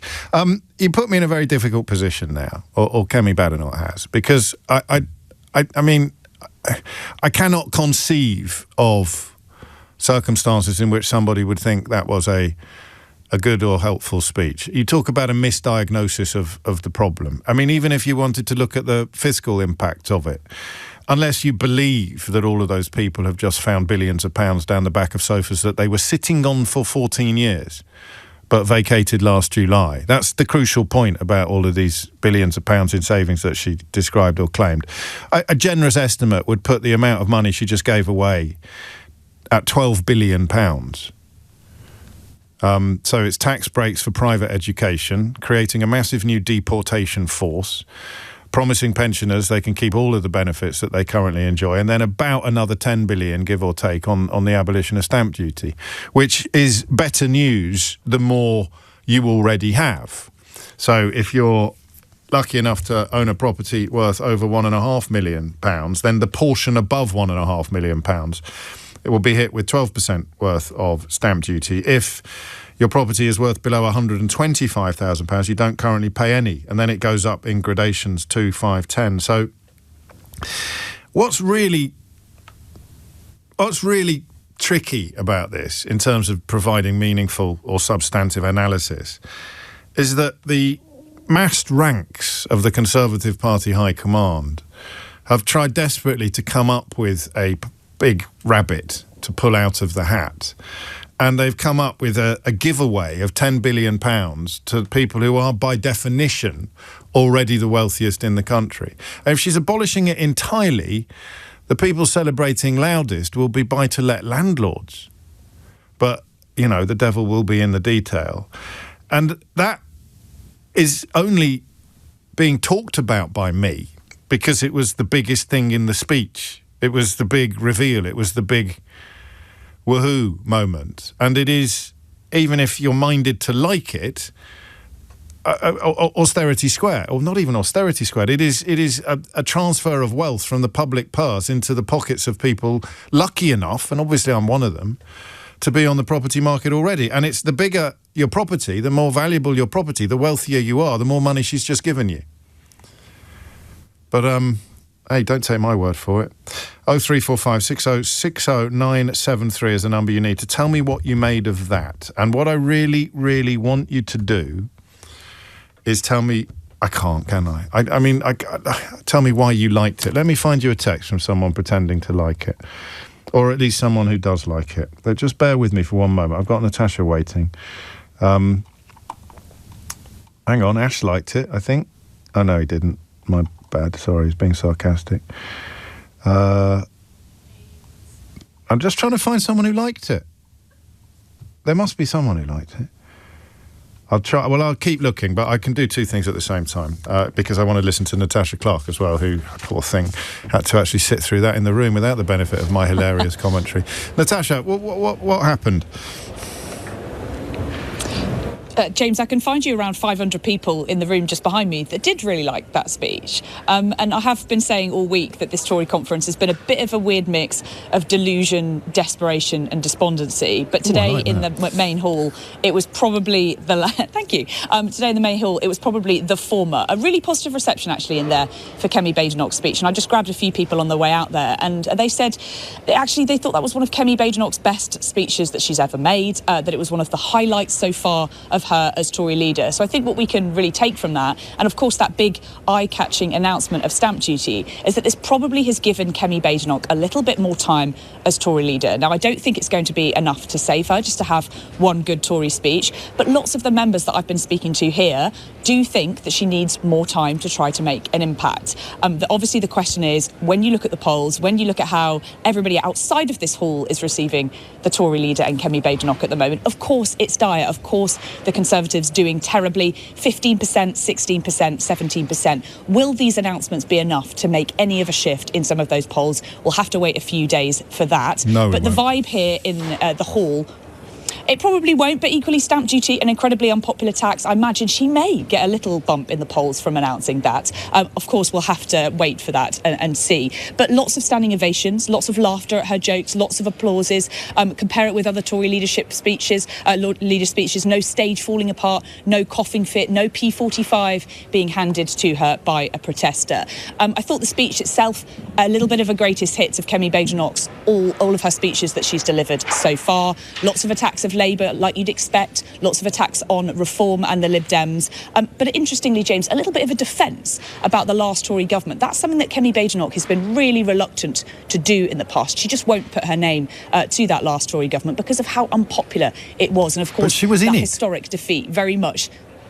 She was in it. And that's exactly why she doesn't want to talk about it. Right. So what was she boasting about? I missed that bit. Yeah, there was a little section at the past where she was talking, the very front of the speech, where she was talking, saying, look, we were in government for 14 years. Of course we got things wrong. Of course we got major things wrong on immigration and the economy. But it's not all that. We do have good things from our 14 years in government to point to. She pointed to education standards going up. She pointed to the war in Ukraine. She pointed to paying down the deficit. So it's interesting that she does want to not so much distance herself from that, the last Tory government in some ways. But also, as you'd expect, she focused her main arguments on Keir Starmer, on the current government, talking about how they're failing to deliver the change. And I think many people out there in the public will absolutely resonate with that message. However, are they still willing to then give the Conservatives back their vote? I think we know the answer to that. I think we know that at the moment the answer to that is no. But considering we went into this Tory conference here in Manchester expecting that Kemi Badenoch may face a leadership challenge herself, I think actually she's going to be coming out of this a little bit stronger than when she went into it. Robert Jenrick, as you've been discussing for the last few days as we've been discussing for the last few days on LBC, has not had a fantastic conference. There was somebody that said to me last night, well, actually, they may be looking to what happened to Andy Burnham up in Manchester at the Labour Party conference as an example of how not to launch a leadership coup against your current leader. So actually, I think Kemi Badenoch will be coming out of it going, actually, strong, maybe not, steady as she goes, potentially. If she can move the polls is, of course, the main question. You might say no, but lots of these Tory members that I've been speaking to say that actually we do need to give Kemi Badenoch some more time to try to make some gains, and they believe that she's actually given one of the best speeches of her premiership so far, and this could actually be the highlight. I mean, you might be right. It doesn't necessarily move it into the realms of compliment. It could well be the best speech she's ever given, but still one of the worst speeches ever given by a party leader. How much damage has Robert Jenrick's comments about white faces done? I mean, among the crowd there, probably not as much as in the wider population, but what's the chatter? What's the buzz?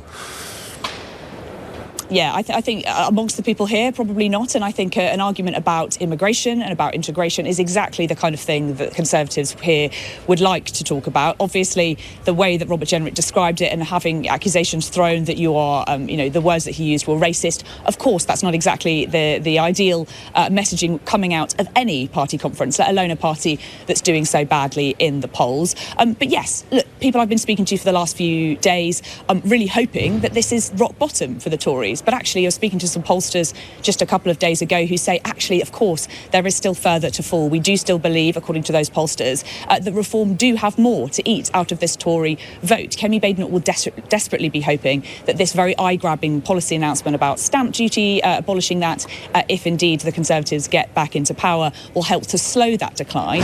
But Reform doing very well. Labour obviously doing very badly, and absolutely Reform being able to sweep up votes from both of those parties. But yes, like I say, people that I'm speaking to do want to give Kemi Badenoch a little bit more time to see if she can bed in as Tory leader. I don't think it's going to give her much more time. We're potentially talking about months. I don't think we're talking about years here. This may be Kemi Badenoch's best speech yet, but there are still many people here that believe that it could be her first and last conference as Tory leader. I don't know that anyone would ever really want that chalice until after next year's locals in May, but I take your broader points. Is that it now? Is it normal service? Do we have PMQs next week? Can we not take another speech like that for another year? Is it all over, the whole season? I think it's all over, James. I think we're back to normal service from next week. Hurrah! Are you going to take some time off? You must be shattered. Well, you know what, James? I'm a little bit depressed by being hanging out with so many depressed Tories for the last week, so I'll be glad to go back to some happier thoughts back in London. Well, I'll do my best to provide them. Natahsa Clark, LBC's political editor there, describing a previously undiagnosed condition of political depression osmosis. It's just by dint of being around these people, you absorb the black moods. I don't know. I'm very blessed, as you know, with the privilege of being able to not pay much attention to financial matters. I'm one of those awful people who thinks he's got enough. So I don't know how animating stamp duty is. I look at how much it's going to cost me to move house, which I have done twice in the last 18 years, and I just take the final figure as the one that I decides whether I can or can't afford something. So I'm conscious of the... it's not a smugness, because it probably makes me quite stupid. But I don't know how big a deal offering a £10 billion giveaway to people already lucky enough to be able to afford their own home will prove to be. I don't share Natahsa's initial sense that it's a very big deal. But then, of course, I'm not somebody who has a lot of money and thinks that the job of government is to give me even more. And I can't really find... even in my texts, much evidence of people who liked it. Hang on, let me try and find someone. Yeah, I mean, John's unhappy about me doing the odd gag during the speech, but he's got absolutely nothing positive to say about the speech. Maybe I'll tell you what, John, mate, let's chalk it up as a score draw, and the reason why you can't actually offer up anything positive about the speech is because I talked over all the good bits. There you go, you can have that one for nothing. No, I've still got nothing. It's coming up to 12:30. I've got room for your thoughts. I guess there's only so many ways you can say. A, how can she blame everything that her party did upon the people that have been in power for not even 18 months yet? B, how can undoing the relatively small thing, or the ones that she's focused on, possibly address the scale of the problem that she's describing? C, how can anybody argue with the fact that the Conservatives did indeed introduce the modern police force in 1828, something that she very boldly decided to take a lap of honour for? I've got room for your thoughts, and I'm probably going to need them because I think I've now run out. It's 12:30 and Dominic Ellis has your headline. James O'Brien on LBC. It is 12:32. You are listening to James O'Brien on LBC. To paraphrase then, that was the speech, Kemi Badenoch's speech to the Conservative Party conference, Stephen Bush of the Financial Times puts it best. Badenoch's brain should be studied. She visibly believes that she has put the hours in working while all her policy suggestions are just obviously picked up on Twitter without any critical thought before they end up as policy. She was also visibly confused as to who was in office between 2010 and 2024. And the other point to make is that it was that contained two announcements, one of which is fantastic news for people whose properties are worth over £1.5 million, and one of which was absolutely terrible news for parents of children whose neurodiversity, particularly ADHD, is so awful that the prospect of using public transport or having to make their own way around town is close to inconceivable. You probably know people in that category. There aren't many of them, but the points you'd have to pick up on PIP in order to qualify for a Motability car in the case of a disabled child will be, usually it'll be a combination of ADHD and autism, to the point where perhaps in the olden days we might have described it as agoraphobia. So by taking away a Motability car from families like that, you're essentially putting those children under house arrest. And their parents as well, of course. For much of the time, because their ability to get to places they can go if they haven't got a vehicle of their own will have been taken away overnight. So great news for millionaires and appalling news for the parents of children with absolutely crippling ADHD and other mental health disorders. I mean, who wouldn't cheer it, eh? 12:34 is the time. We can still say, though, that things here are considerably better than they are in the United States, of course, where our Washington correspondent Simon Marks plies his trade. And he joins me now. And what I want to steer you towards immediately, Simon, if I may, is something that I thought was going to stay in the realms of fiction for a little longer. I'm thinking of Alex Garland's recent film, Civil War, where a very far-right president essentially deployed the military from one state on the ground in another state against the wishes of the governor or government in that state. And I think we're already there, or as near as damn it, aren't we? We are absolutely there, James. Not just deploying the National Guard from other states, but federalizing the National Guard in, for example, Illinois and Oregon, and taking them over and deploying those states' National Guard on their own streets, reporting to him, the President of the United States, not to the respective governors of those states. I think that over the last few days, the situation has taken a really very, very dangerous turn. We are now seeing, particularly in Portland and in Chicago, direct confrontation on the streets between the armed, masked thugs, and I think that it is perfectly reasonable to use that phrase to describe them, who have been recruited to work for Donald Trump's Immigration and Customs Enforcement Division. They are deployed in great numbers in both cities, now backed up by the National Guard, the federalized National Guard from those states and others that have been sent in. They are racially profiling, sweeping people off the streets without asking any questions before they take them in. Only once they get into ICE detention facilities are people then given an opportunity to prove whether they are American citizens, permanent legal residents of the United States, or in some cases illegal immigrants that the government can then slate for deportation. And the more muscular and brutish that effort becomes by these Immigration Customs Enforcement Division agents, the more now the local police departments in Portland and Chicago, over whom Donald Trump has no writ, are pushing back. So over the weekend, we saw astonishing scenes in Chicago where ICE accidentally tear-gassed members of the Chicago Police Department in a standoff outside the Broadway detention facility that the Immigration Customs and Enforcement Division operates there. The police chief in Broadview, which is a suburb of Chicago, says that he is now considering taking criminal charges, laying criminal charges against the federal government over a series of phone calls that ICE agents have placed to the emergency services describing things that are, they say, taking place outside the detention centre. And then when the police arrive, they discover nothing's taking place outside the detention centre. So the local police chief says they are trying to foment unrest by goading police into attending the scene where, you know, maybe a handful of protesters are gathered outside, sometimes not even that. So he's accusing the federal agents of wasting police time.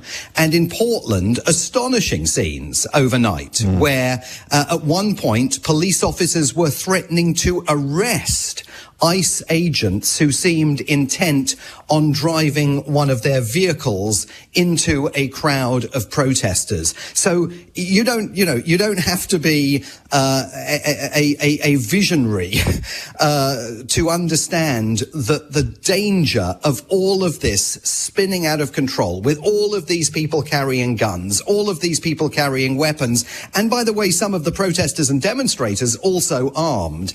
This is an absolute tinderbox now. And it's not an accident, to be clear. I mean, they seem to be seeking the kind of conflict and confrontation you're introducing the possibility of, or not even the possibility, it's already started happening. And this fits with your thesis from just a couple of months ago, that the madder things get on the streets, the easier it will be for him to call off the midterms.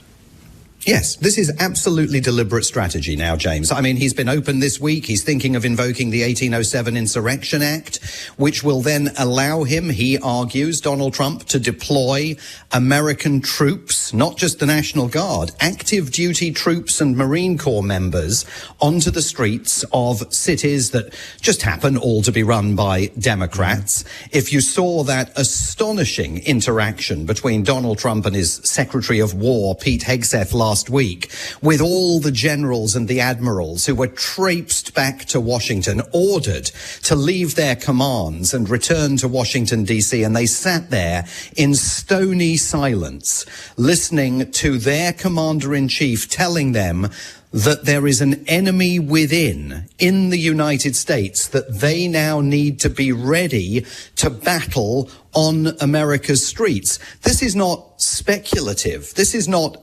absolutely not from the pages of fiction. He is telling us exactly what he's going to do. And, you know, when Nigel Farage previously referring to other things that Donald Trump has said, you know, the reference to Sharia law in London and his claim that the cities of Europe are all going to hell, Nigel Farage says, well, you must take him seriously, but not literally. It's a huge mistake. You should take him literally, because he tells you exactly what he's going to do. And then, as you and I have charted over the last several weeks, we see it all playing out right in front of our eyes. I can't keep asking you the same questions, but the escalation is underway. Did you see the Stephen Miller exchange on CNN when he used this word plenary authority?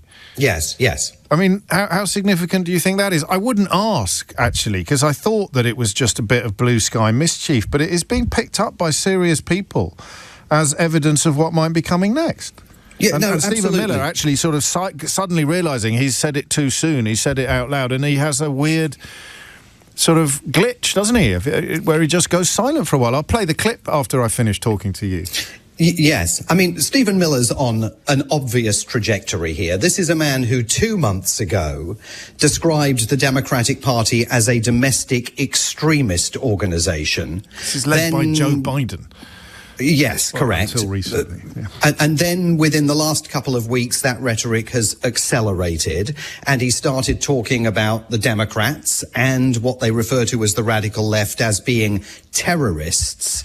And he is absolutely determined, he says, to proscribe them. He has spoken of exiling them. We're seeing many of his acolytes, including the Secretary of Homeland Security, Kristi Noem, completely trampling on the Constitution. She started questioning suspects yesterday in Portland, you know, suspected illegal immigrants. No rights were read to them. There were no constitutional processes. Imagine the Home Secretary country. Imagine Shabana Mahmood taking to the streets after Manchester and striding up on camera to police cars and demanding to question people. I mean, it's absolutely extraordinary. And where Stephen Miller talks about plenary authority, they are talking about a national state of emergency eventually being declared in the country. And all of what we're seeing this year is a test bed for what they're going to do on a much grander scale next year if Donald Trump concludes that Republicans are going to lose the midterm elections. And if the Democrats don't find a way to successfully respond or resist, Gavin Newsom and some others trying, I think it's fair to say, and not failing completely yet. Yeah, not failing completely. I mean, Gavin Newsom has cut through a bit with his sort of the many interviews that he's given, and also the use of his social media account to poke satirical fun at the President of the United States. But the problem that the Democrats have got is that they seem, certainly those elected lawmakers on Capitol Hill, absolutely unable to hold any of these officials to account. If you watched any of the testimony of the Attorney General Pam Bondi before the Senate Oversight Committee yesterday, she treated that committee with utter disdain. She engaged in ad hominem personal attacks on every single Democrat on the committee. She sidestepped again and again questions about Donald Trump's relationship with Epstein, about the head of the entire mass deportation program, who we know was being investigated by the FBI several months ago for allegedly taking a $50,000 bribe. Every time she was asked questions about it, she fiddled with her makeup. At one point, I think she takes some chewing gum out of her mouth and wraps it into a paper tissue and treats the Oversight Committee with total disdain. So if you watch that stuff, what you're seeing, again, is the collapse of the checks and balances, the collapse of the governing system. It's not fit for purpose, and Democrats are finding it absolutely impossible to use the rules of the road, even to hold these people to basic account for what they're doing. Simon, always it's always a pleasure to talk to you or to listen to you, but it's not a pleasure to reflect upon what you are reporting. You haven't been wrong for a while, have you? Do you think you might be wrong this time? There's always every possibility, James, that I could be wrong again. I've been wrong before, but it does all keep moving in a very, very unsavoury and dangerous direction. It does, and I am conscious of not doing enough, perhaps, to reflect and report it, albeit that it's not happening here, it's happening over there. Have a listen to this. This is the Deputy Chief of Staff, widely seen as the sort of by far the most extreme member of the Trump administration, saying during an interview that Donald Trump had plenary authority, which would essentially mean that he has freedom to do whatever he wants, most obviously with the National Guard, something that can only be bestowed or achieved or triggered if this country is in a state of national emergency. So just join the dots. You invent a national emergency, it's the Reichstag fire, and you claim that you need the powers that essentially render you a dictator, but you're not supposed to say it yet. And the really interesting bit about it is when he goes silent. Have we got the bit where he goes silent? Because there's some... Just have a listen. Here it is. Under Title 10 of the U.S. Code, the president has plenary authority. Stephen? Stephen? Hey, Stephen, can you hear me? It seemed, Stephen, I apologize. It seems like we're having a technical issue. We'll try to fix that and get back to you after a quick break. Stay with CNN. It could be. I mean, there's some suggestion that it wasn't a technical glitch at all. In fact, quite a lot of suggestions. It may even have been concluded that he just cut himself off mid-sentence, leaving his statement incomplete. You can tell because his lips weren't moving. But he was. Ah, boy. The time now is 12:47. James O'Brien on LBC. 8:51 is the time. I'd let's sort of be, you know me, I'm nothing if not a team player. So the people waiting to talk to us, why are you sniggering, Lewis Goodall? No, I agree. I couldn't agree more. Thank you very much. Yeah. So people James Collegiate O'Brien. That's what they call it. It's my middle name. Yeah. So the people waiting to talk to me about Kemi Badenoch's speech can instead talk to Sheila, who will be here shortly and taking up precisely the line of inquiry that we were already embarked upon. So that's better. Yeah, it is. That's nicer for them. Yeah, because I've got to talk to you. Well, I don't have to. I have chosen. There you go, Mr. Collegiate. That's what I mean, James.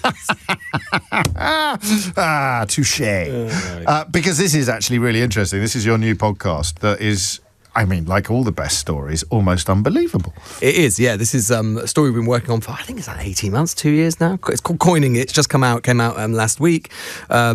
Much to basically because I just lived to try and displease Alistair Campbell, that displaced the rest of his politics at the top of the Apple charts, and the newsagents actually, but I've got a vested interest in that, but we'll leave that to one side. It is an extraordinary story, James, you're right. I mean, this is basically about a man, and the guy called James Parker, who was, I think it's fair to say, deeply down on his luck. He was living in a bedsit. He was very ill. He had COPD, among other things.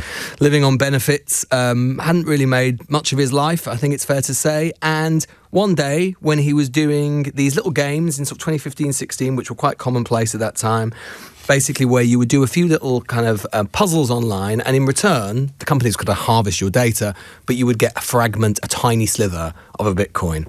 And when he went to cash some of these in this website called CoinSpot, he realised he had discovered entirely by accident a glitch which basically allowed him to create as many Bitcoin as he wanted. And initially he couldn't believe it, and then he did it again, and then he did it again, and then he did it again, and before he knew where he were, within about 18 months, he printed effectively £26 million of his own money. And the thing is that and that's an extraordinary in itself, but what's even more extraordinary about the guy is that he decided, obviously, if you discovered this, you might think, well, I'll just do a little bit here and a little bit there, and, not really telling anybody and live off the proceeds.